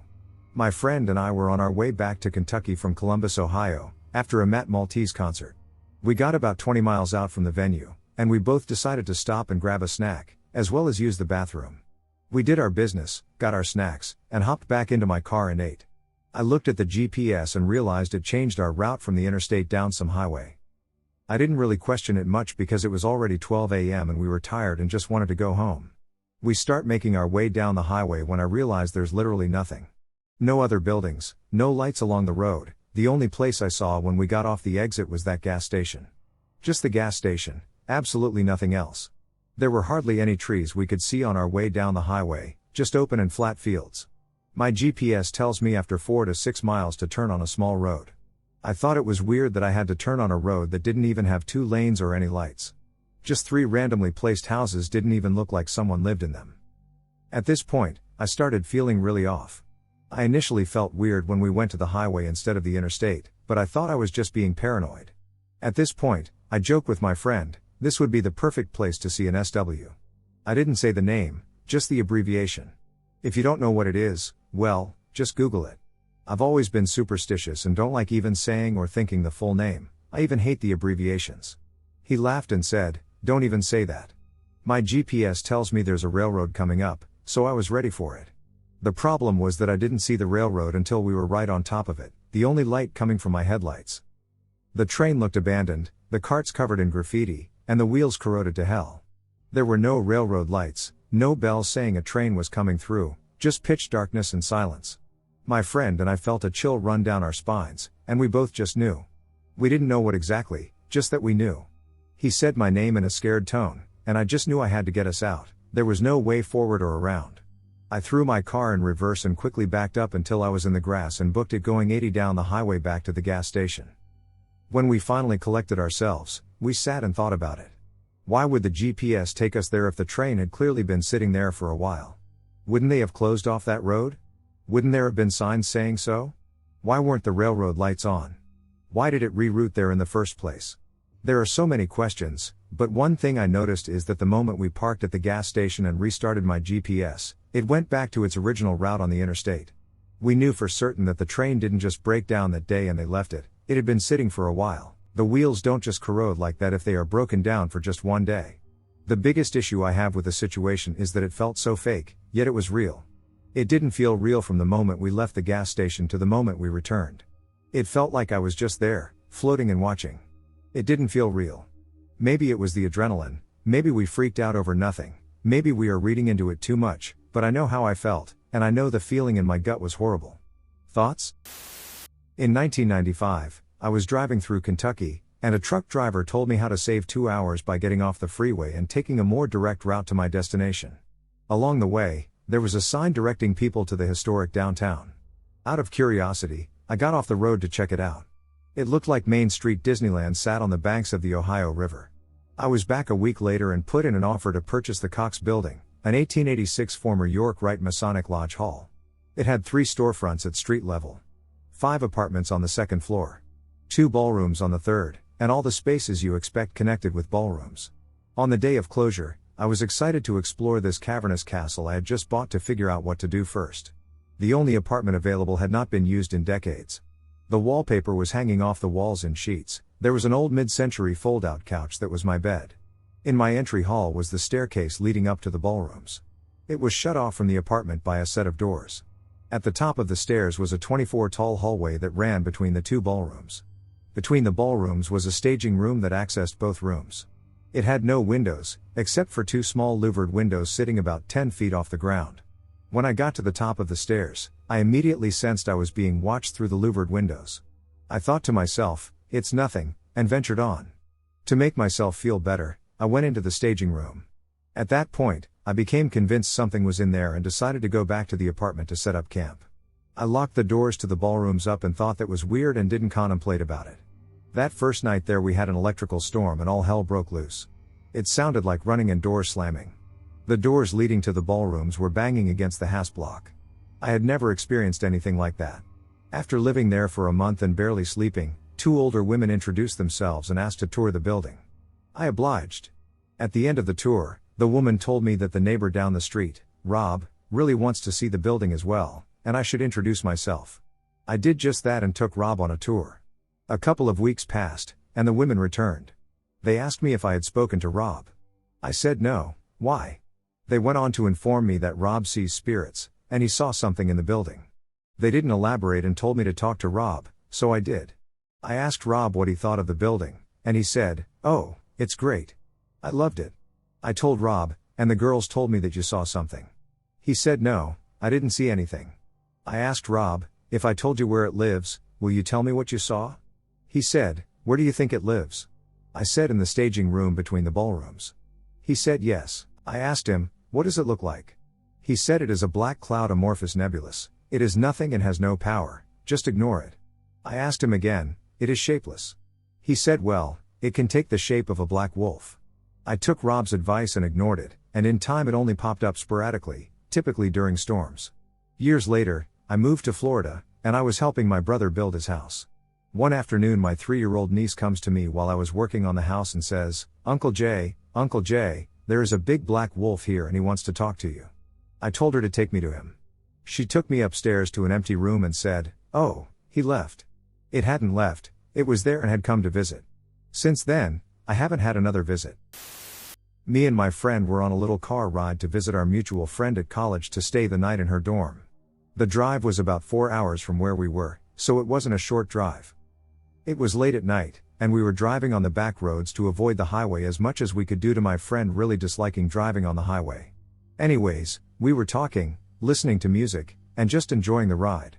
Then out of nowhere I got this nasty feeling. Like something just felt really wrong.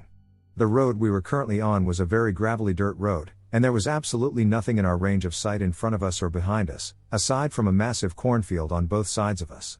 But I turned the music down and looked at my friend and just said, we need to get out of here.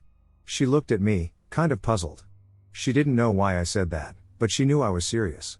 Anyways, we drive forward a little more and notice an empty house to our right. It was like old looking, not dilapidated or anything, but you could tell it was abandoned. Which is why it was really weird when we drove up a little more and noticed all these like authentic looking Native American tents and what looked like an encampment. There were clearly people here recently. So again, I'm feeling uneasy already due to the setting and that feeling I got earlier. Of course then, our GPS we were using completely loses connection and says we have no signal. So now I'm really freaking out, and my friend is getting freaked out too. As we went on, it turned into like a dead end, and it literally said turn around on a sign blocking the road right before it ended. So, I thought, okay, bet, say less. We turned the car around to go back to the highway, and I looked to my left, and I swear to God there were like 8 or 9 female deer all just staring at us. And in between them was a massive male deer with these very long horns. All their eyes were glowing, but they were all staring dead at us, and the male deer felt like he was peeking into my soul. I felt my heart in the throat, and the feeling I felt as it stared at me was nothing but pure fear. I yelled at my friend to drive, and we sped out of there so fast. We didn't say a word to each other until we got back on the highway. It was so weird. I have no idea what that encounter was, but it did not feel normal. It wasn't just a creepy encounter, it felt wrong and evil. Can someone tell me, in any way possible at all, what that could have been? For context, I'm in Illinois, so it's the Midwest area of the United States. Years ago I delivered to a Walmart DC in some little podunk town out in the boonies in New York State. It was past midnight, a drop-in hook for an empty. I was pretty much out of hours, and it was snowing like mofo. Those big-ass storms like they get up there. Asked the guard as I was leaving if any TRKSTPS were near, he laughed and said no. But he told me just outside of town, on a 2-lane state highway, there was a big place where I could pull off and trucks parked there all the time to take their break. Just like he said, there was the spot. I pulled in and was a good 20 feet off the road. I used an electric blanket, and even with the snow, it wasn't extremely cold, so I shut down the truck. Jumped in the sleeper, got down to my underwear, and under my sleeping bag with the electric blanket, and was super comfy. Listening to the wind and snow hitting the truck. Was just drifting off to sleep when a very loud bang bang bang on the driver's door. Just like a cop. Which I assumed it was. Beating the hell out of the door to write me a parking ticket or tell me I had to move. I got up, got dressed, and honestly was pissed off because I was right on the edge of that really good sleep. I opened the curtain and sat down in the driver's seat. No one. Nothing. No traffic, no lights. Nothing. I sat there for a while, wondering what. Finally laid back down, but it rattled me enough that I stayed dressed and left the curtains open. In just a few minutes, I started hearing scraping on the side of my cab. This time I'm ready. I jump out with my mag light and a claw hammer, ready to get to the bottom of this. Again nothing. I walk back driver's side, checking the trailer. Wasn't too worried about someone breaking in as it was empty. Come back up, passenger side. I noticed tree limbs above me and decided they must be blowing in the wind and hitting the truck. So, back in the truck. I was aggravated and a little puzzled, so now I started the engine, bumped up the idle, and turned all the lights on. Not gonna lie, I was worn out and ready to sleep. I thought if the truck was running and lit up, it would dissuade anyone from ducking with me, if that's what was happening. I secured the doors and climbed into the bunk. The whole rest of the night shit woke me up. Scratching on the cab. I swear once, it sounded like something was on the catwalk. The truck was moving a lot, but I just put it to the wind blowing and those tree limbs making all the noise. So wake up around 10 a.m., jump in the seat, grab my thermos, and smoke. As the coffee and nicotine are kicking in, I realize. Directly across the road and spread up around a hill was one of those old cemeteries from probably back in the 1800s. Wrought iron fence, all falling down surrounding it. I thought. Had to piss, but the night before was definitely on my mind. When I got out, the first thing I checked was the tree limbs. In the dark, they looked close. In the daylight, they were way too high and far away. There's no way they touched my truck. I did my walk around and was acutely aware that the only tracks in all the fresh snow were the ones I made walking around. The hair on my neck was definitely standing up as I finished pre-trip and got the duck out of there. I'm not saying I believe in ghosts or any of that hocus pocus, but I'll swear on my dead father's grave that this is a true story. Take it as you will. A couple summers ago, me and some of my buddies would go to a large abandoned factory that had been burned down to smoke and hang out together without anyone bothering us.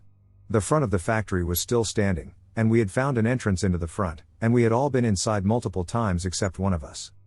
This night was just like any other night without anything unusual about it.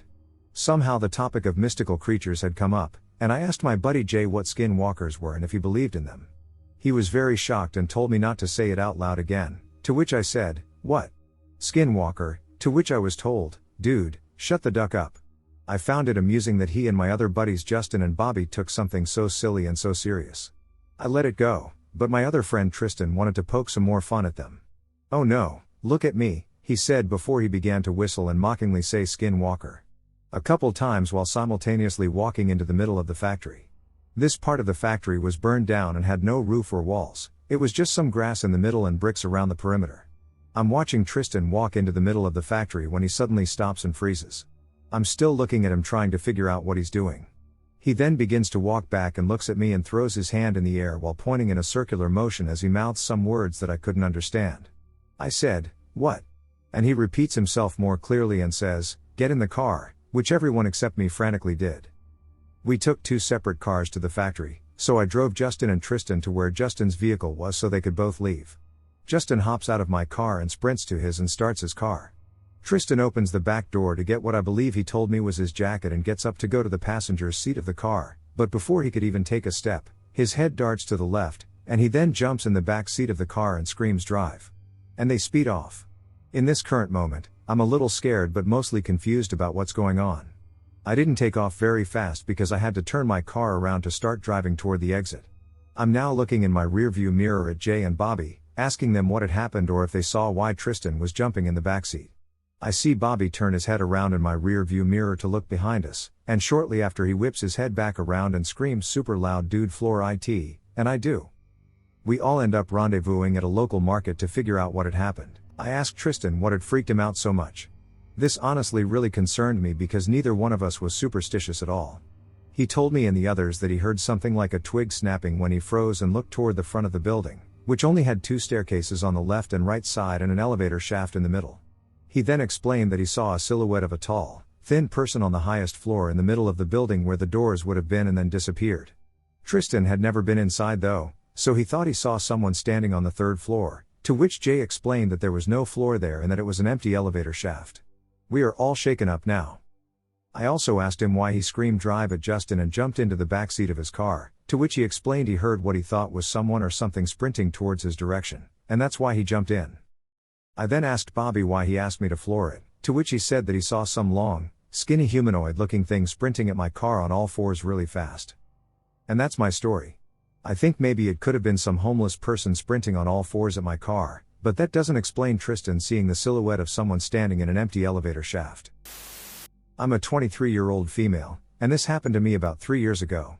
I live in Puerto Rico. One day, I was driving from college to my house, which is like a 1-hour drive. I just got on the highway, and I saw a man maybe in his mid-50s in a white car just tapping on his steering wheel. I thought nothing of it. Then he started tailgating me, and I thought it was weird, but I kept on driving. All of a sudden he changed lanes, speeds up to pass me, and he goes back to the lane I was in. That's when I realized he was following me and trying to make me stop.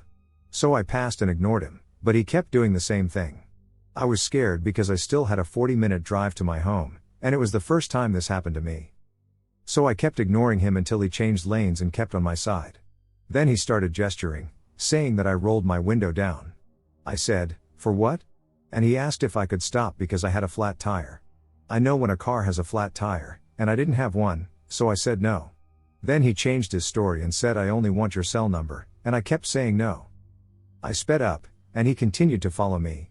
I was very scared, but fortunately, there was a police car, and the man just stopped following me and took the nearest exit.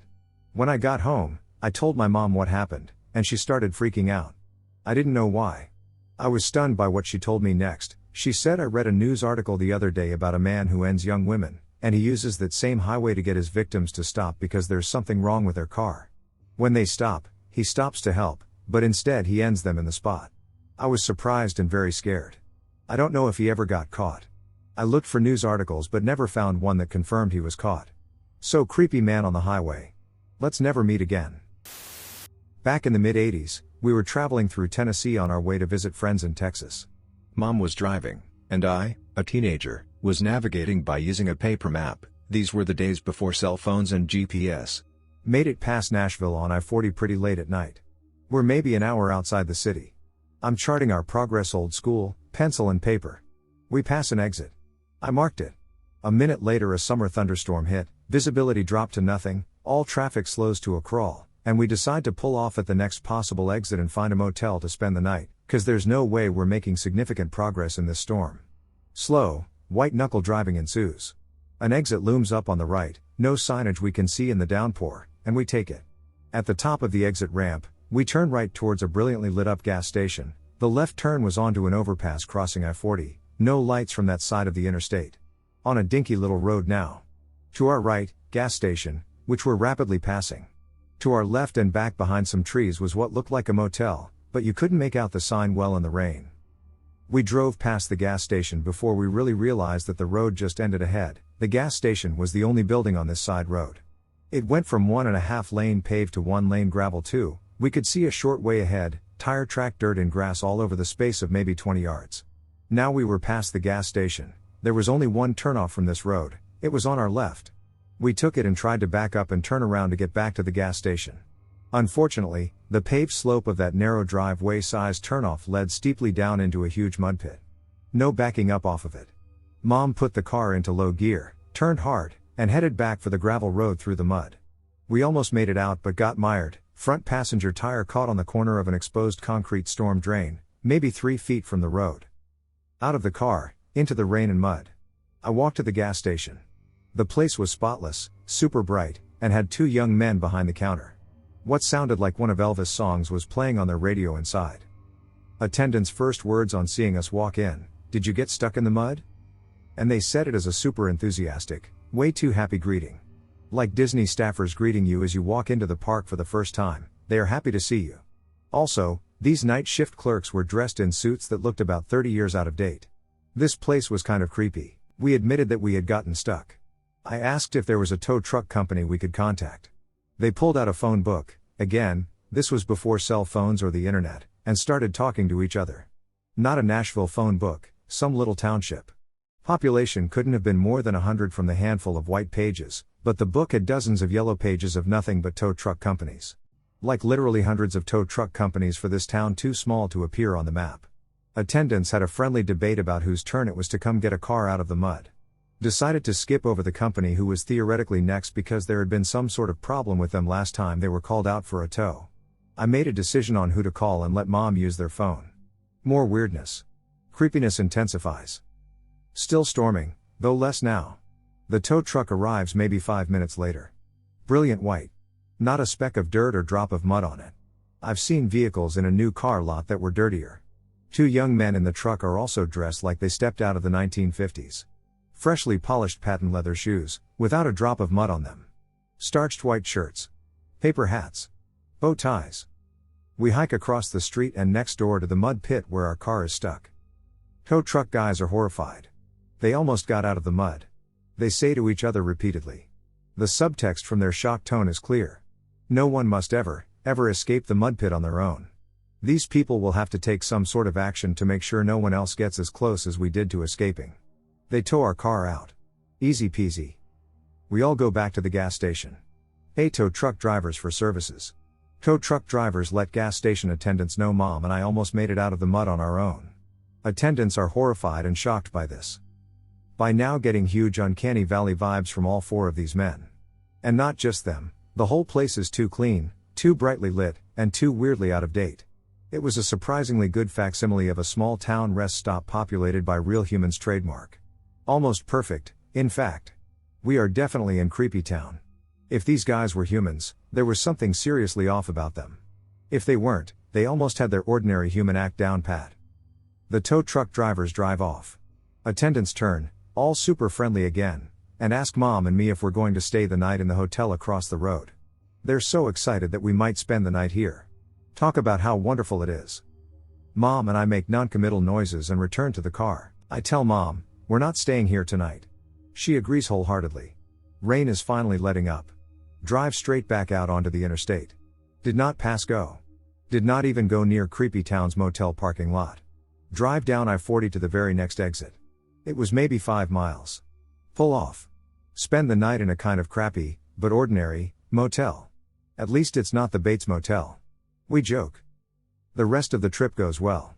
Then, several days later, on the way home, Mom and I decide we really would like to see Creepy Town in the light of day. It couldn't have been that weird, could it? Heading back up I-40.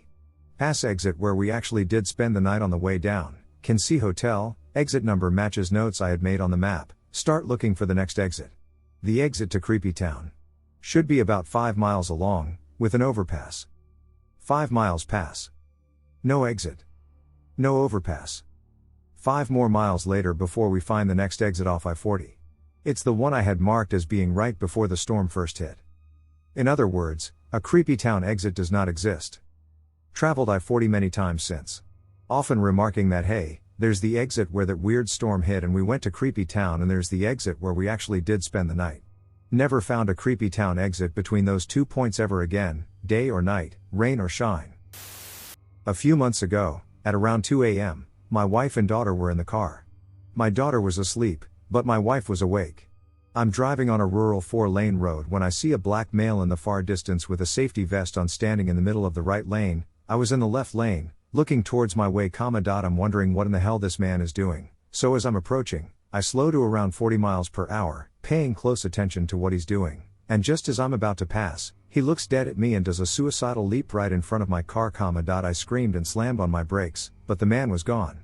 I'm freaking out and shaking, thinking I'm going crazy, and my wife asked what's wrong with me and freaked out when I told her. She said the road was clear the whole time and there definitely wasn't a man, apparently considering he vanished as I made an impact. I still have no idea why I saw the man, but he was so well defined, even with his eyes looking straight at me before he jumped in front of my car.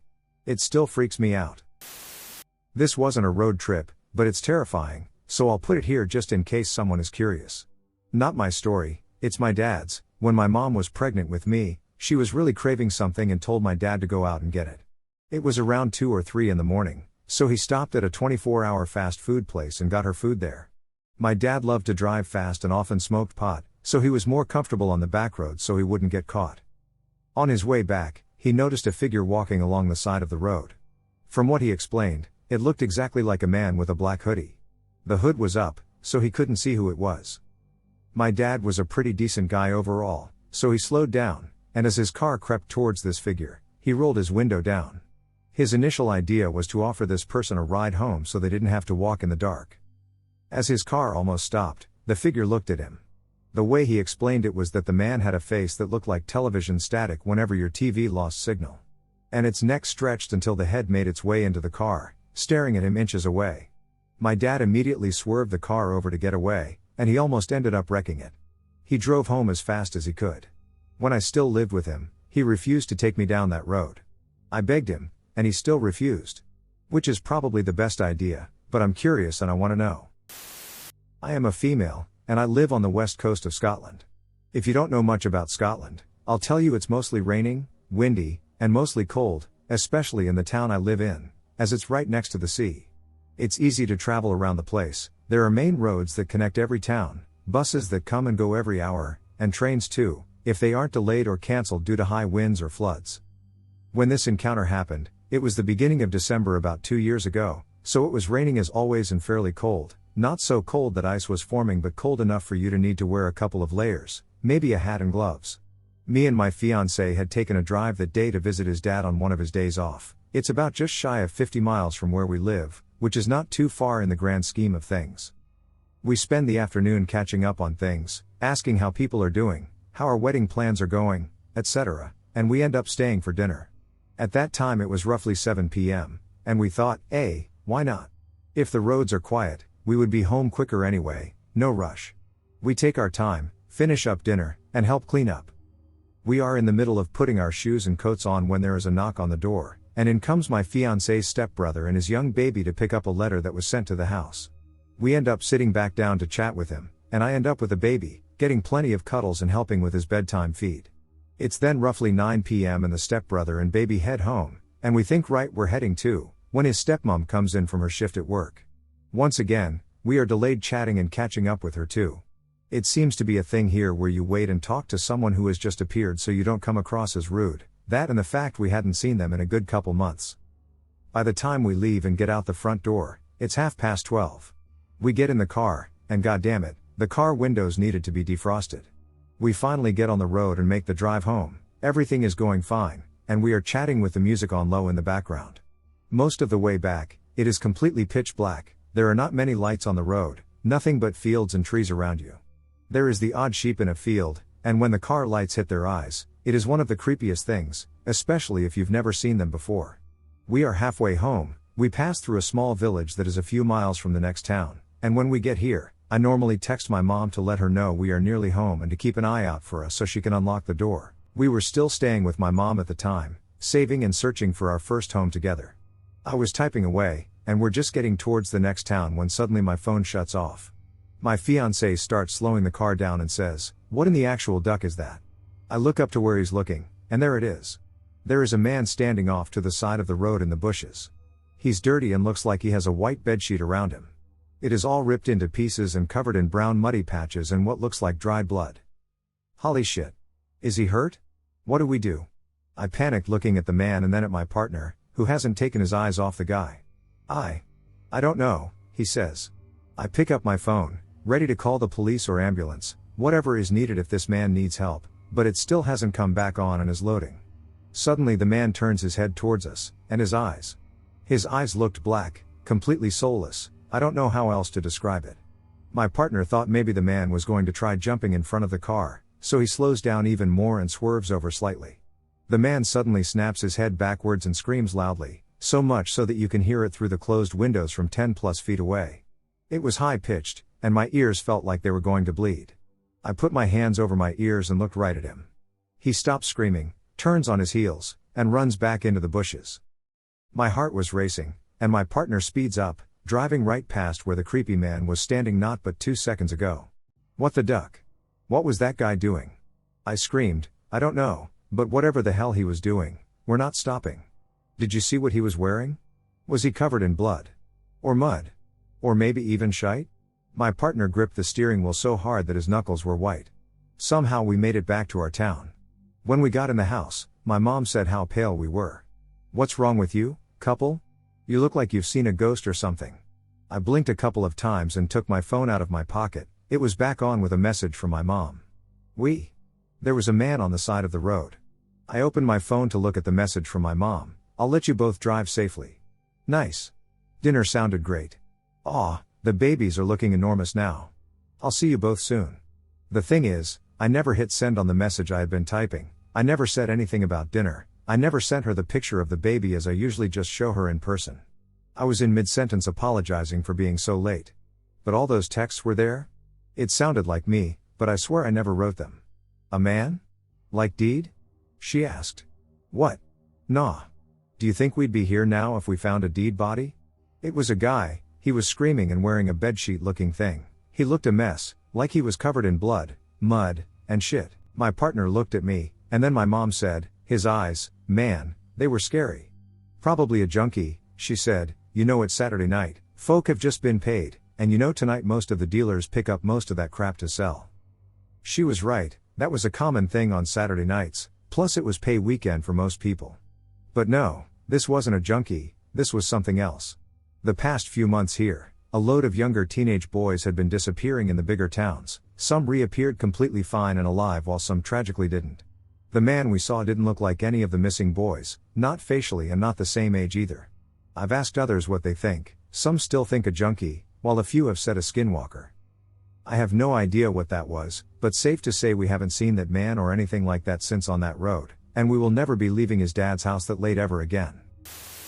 Back in the summer of 2018, my family, mum, stepdad, and me, all had to drive into the country to find a wildlife sanctuary. Earlier that day, my stepdad had found an injured bird at the side of the road and had called it in. The wildlife sanctuary couldn't come and collect the bird itself because they were too far out, but if we were willing to take it ourselves, we could, and we did.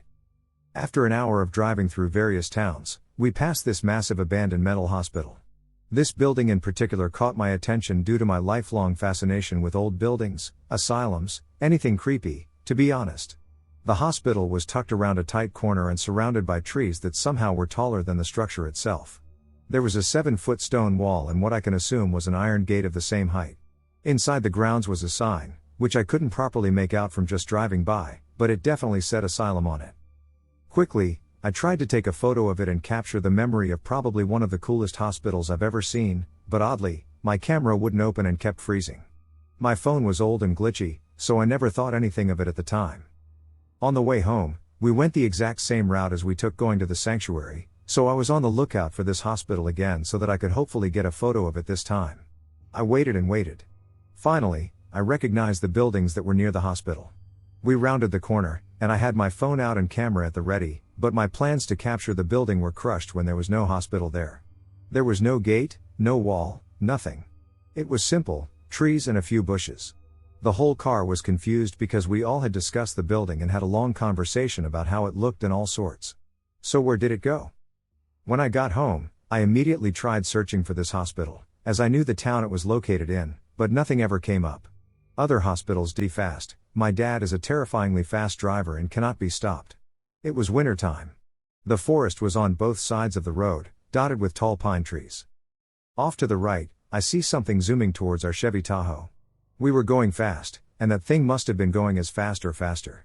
I braced for impact. It was all happening so fast I didn't have time to say anything except And I saw that it was white, very round, literally couldn't see a head or legs or arms or anything except long white fluffy hair in a big ball shape, and it was almost as tall as the hood of the vehicle. So it almost hit us and then stopped on a dime. We drove past it, and I whipped my head around and saw it run between us and the car behind us. Their lights illuminated it as it ran all the way across the highway to the other side.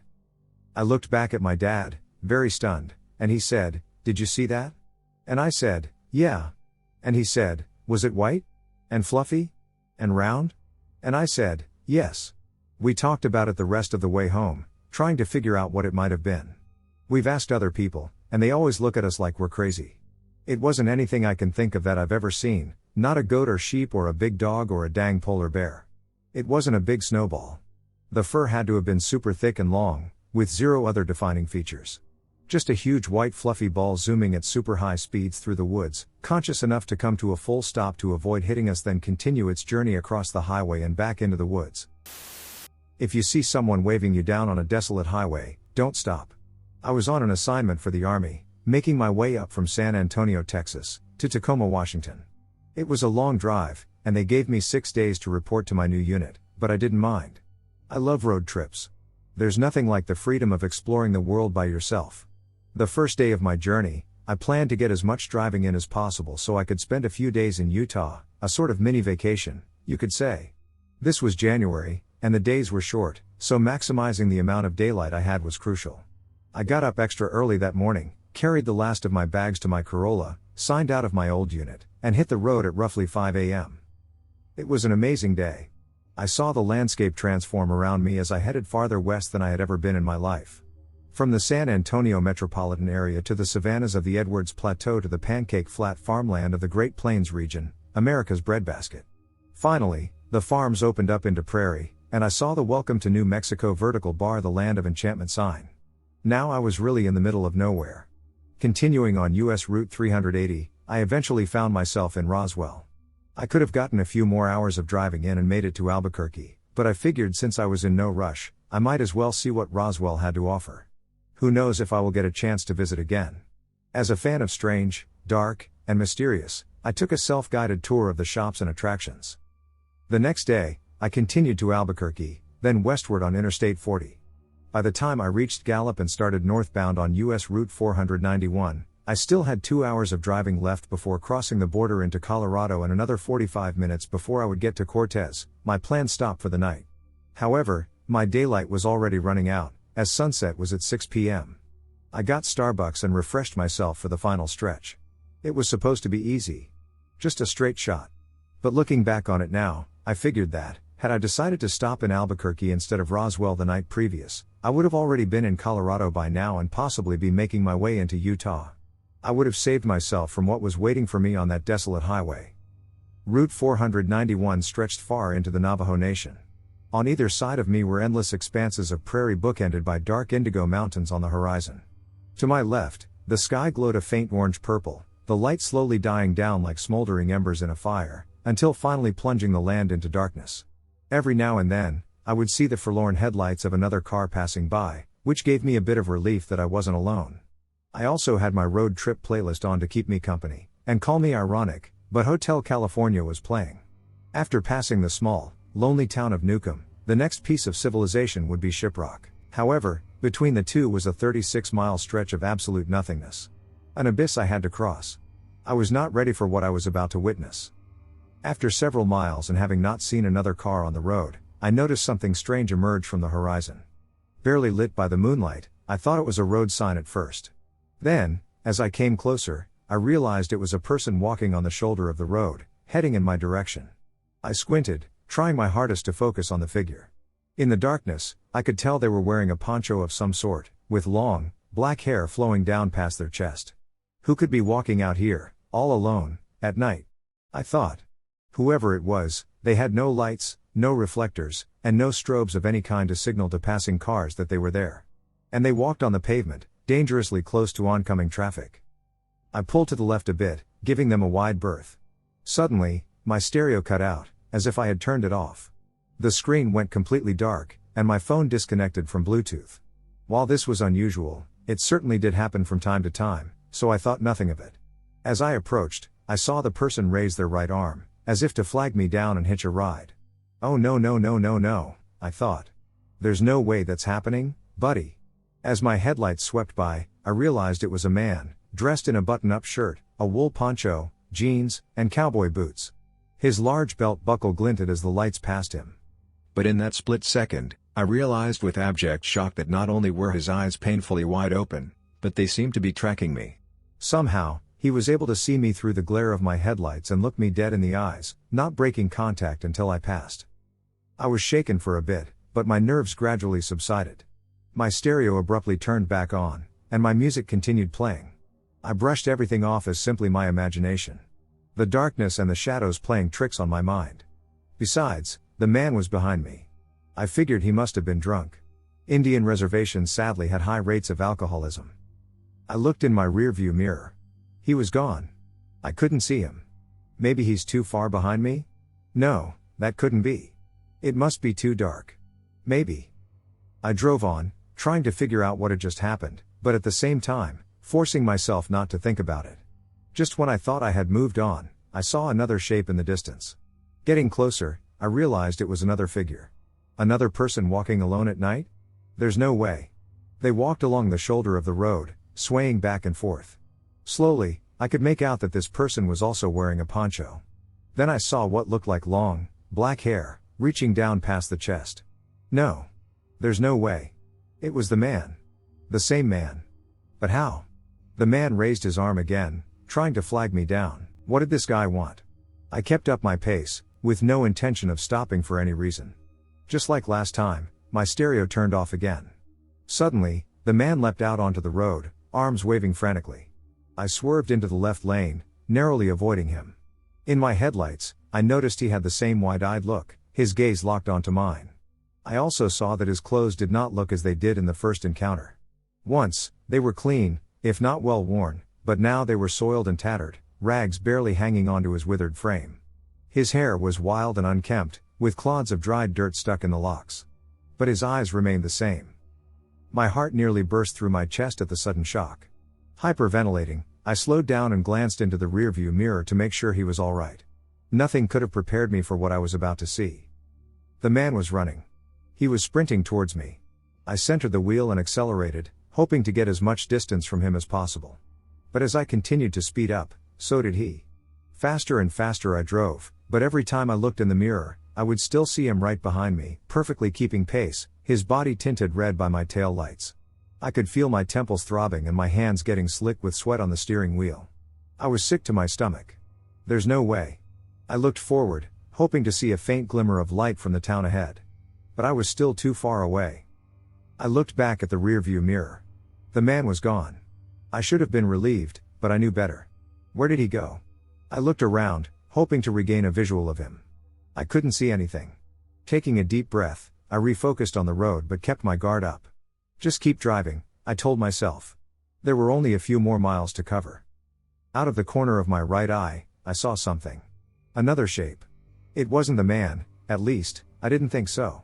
I glanced over, bracing myself for whatever was going to meet my sight. It looked like an animal. Some kind of animal, though I couldn't make out exactly what it was. Under the moonlight, I could see it running alongside my car, its forelimbs reaching out in long strides, its back undulating like a dog. It got closer and closer. The closer it was, the more of it I could see. Little by little. Then I noticed, its limbs were far too long for its body. Its body was too short. It had no tail. The head was oddly round. And so began a trail of long, black hair. I slammed my foot on the gas, pushing my car's engine harder than it had ever been pushed before. By now I was clocking well over 110 miles per hour. But this creature kept up. It was not phased out. It simply ran faster and faster to match my speed. Just what was this thing? How could anyone or anything run this fast? The entity seemed to have endless stamina. Just how long could it keep this up? Just how much faster could it go? Soon, my car would hit its top speed, and then what? How long could it maintain that before breaking down? It wouldn't be long until my engine overheats. But regardless, I would eventually run out of gas. And when I do, what would happen if that thing got me? At 120 miles per hour, my car had reached its limit. This was the fastest I could go. But the creature continued its pursuit. My temperature gauge was approaching red, and so was my tachometer. I couldn't keep this up any longer. The first light of shiprock appeared suddenly, like the beacon of a lighthouse on a tumultuous sea. The first light of shiprock came into view. It was close. So close. If I could just go a little longer, I could make it into town. To safety. I pressed on. I fixated my eyes on the lights, which grew brighter on the horizon. They burst outward, glimmering in the night air. Though it was a small town, it was a sight for sore eyes in my situation. Looking in my periphery, I saw the undulation of the creature's spine as it kept pace with my car. But now it was slipping away, steering farther and farther from the road. It suddenly hit me just how hard my heart was beating. Beads of sweat dripped down my face. I looked over. The creature was gone. But this time, the feeling of dread had also gone with it. My stereo once again turned back on, and as my music resumed, I breathed a deep sigh of relief. I let off the accelerator. The man, the creature, whatever it was finally gone for good. Having white-knuckled the steering wheel the whole time without realizing it, my hands were extremely sore. But I was glad to have made through. A week later, I told another soldier in my unit about what I had experienced. Because she was originally from Albuquerque, she was familiar with the Native American legends of the Southwest. The conversation steered toward a certain creature that she would not dare speak the name of. She also told me that the highway I took was well known for all sorts of paranormal phenomena. Google what Route 491 used to be called, and everything will make sense. Be careful out there.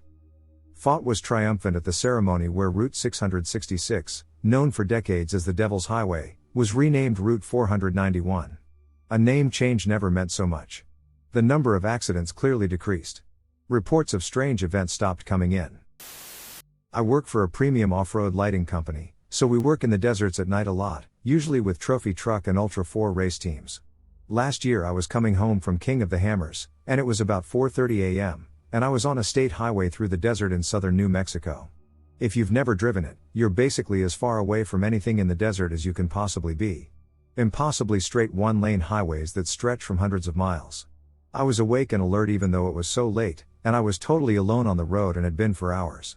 Suddenly, without warning, while I was trucking along going about 80 miles per hour, the most insanely bright light came on right off my tailgate. It was so bright it lit up everything in the cab and was so blinding.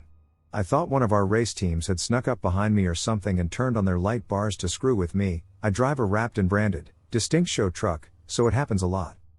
The light remained on my tail for approximately 30 seconds, maintaining its position even when I swerved or moved slightly onto the holder to see if they would pass. It was weird, it was like the light was bolted to the back of my truck, or something. After about 30 seconds, I had enough, so I flipped on my rear-facing lights to give them a taste of their own medicine, and instantly the light behind me went off, and there was nothing. Nothing whatsoever. Even though I was kind of blinded, I have some really powerful backup lights, and they came on the second the other light went out, so there is no way whatsoever another vehicle was behind me, and there was just wide open flat desert all around, so it's not like they could have pulled off and hidden, and I would have seen them anyway. Just nothing. I was totally freaked out, but I'm not an easy scare and very comfortable with being in the desert alone at night, so I pulled over, grabbed my knife and my flashlight, and had a look around. I shone my flashlight all around and even used some of my portable hyperspots. Again, I work for a lighting company and always carry around tons of demo lights, to look all around me for anything, and there was nothing. No cars, no trucks, no aircraft, no UFOs, nothing at all except the wide open, empty New Mexico desert. My truck was totally fine, but I know I wasn't just seeing things because the back of my truck was hot, like way hotter than normal. All the metal on the bedside and tailgate was almost uncomfortable to touch. I've never figured it out. The only logical possibility I can think of is that I've read about ball lightning before, and apparently it's attracted to metal objects. Maybe I found some ball lightning and it stuck to the back of my truck? I used to work a few odd jobs that needed me to travel across the nation by car.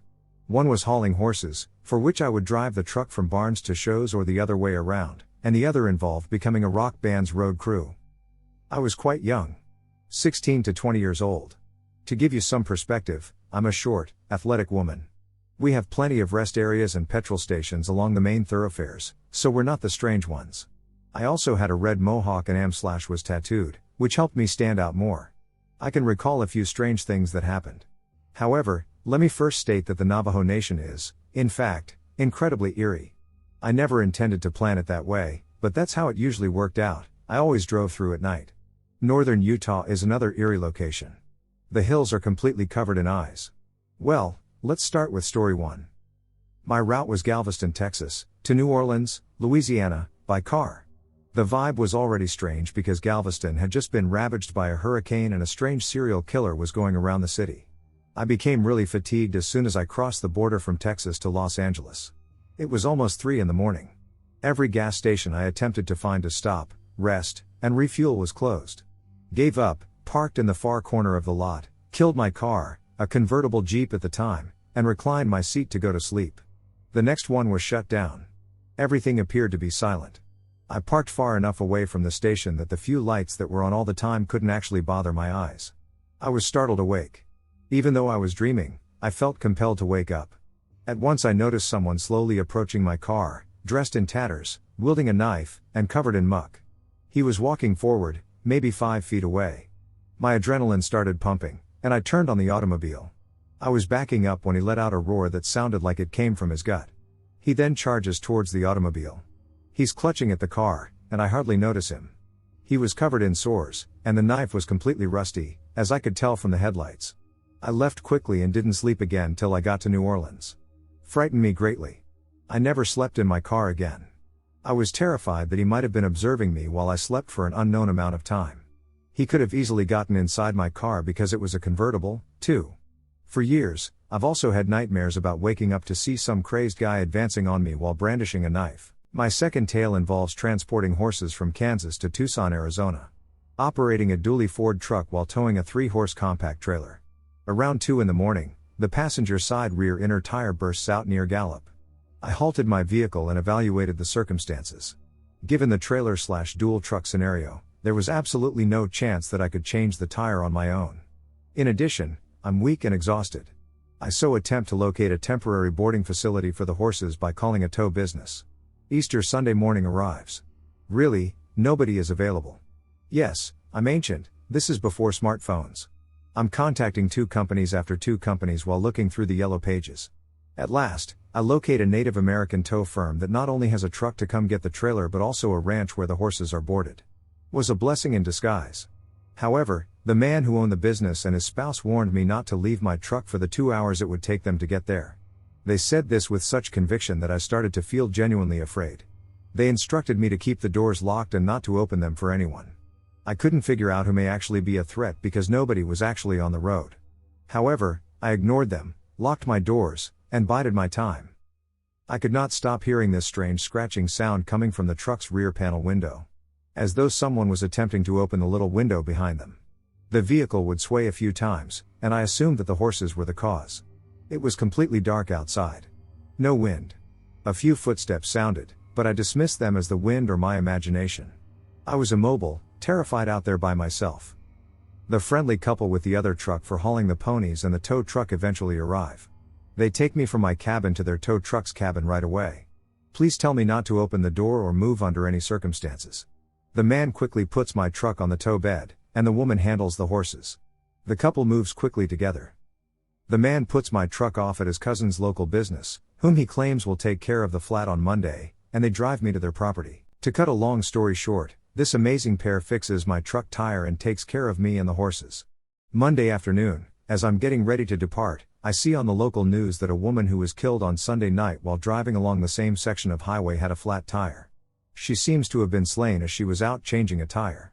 When I asked the couple, all they really said was to never, ever get out of the car on this roadway at night. Claimed that death was a given. Additionally, they handed me various packets of potpourri items to burn in the truck cabin for protection. To be honest, I felt quite fortunate to have met these wonderful people. I always felt safe living at their house, and they really took care of me. At the age of 18, I had little idea about the safety of transportation routes. However, I will no longer stop when I drive by that place if I can prevent it. In Flagstaff, fill up with gas, check your tires, and continue traveling towards Albuquerque. I don't claim to know what the strange things that are happening on the reservations are made of, nor do I wish to.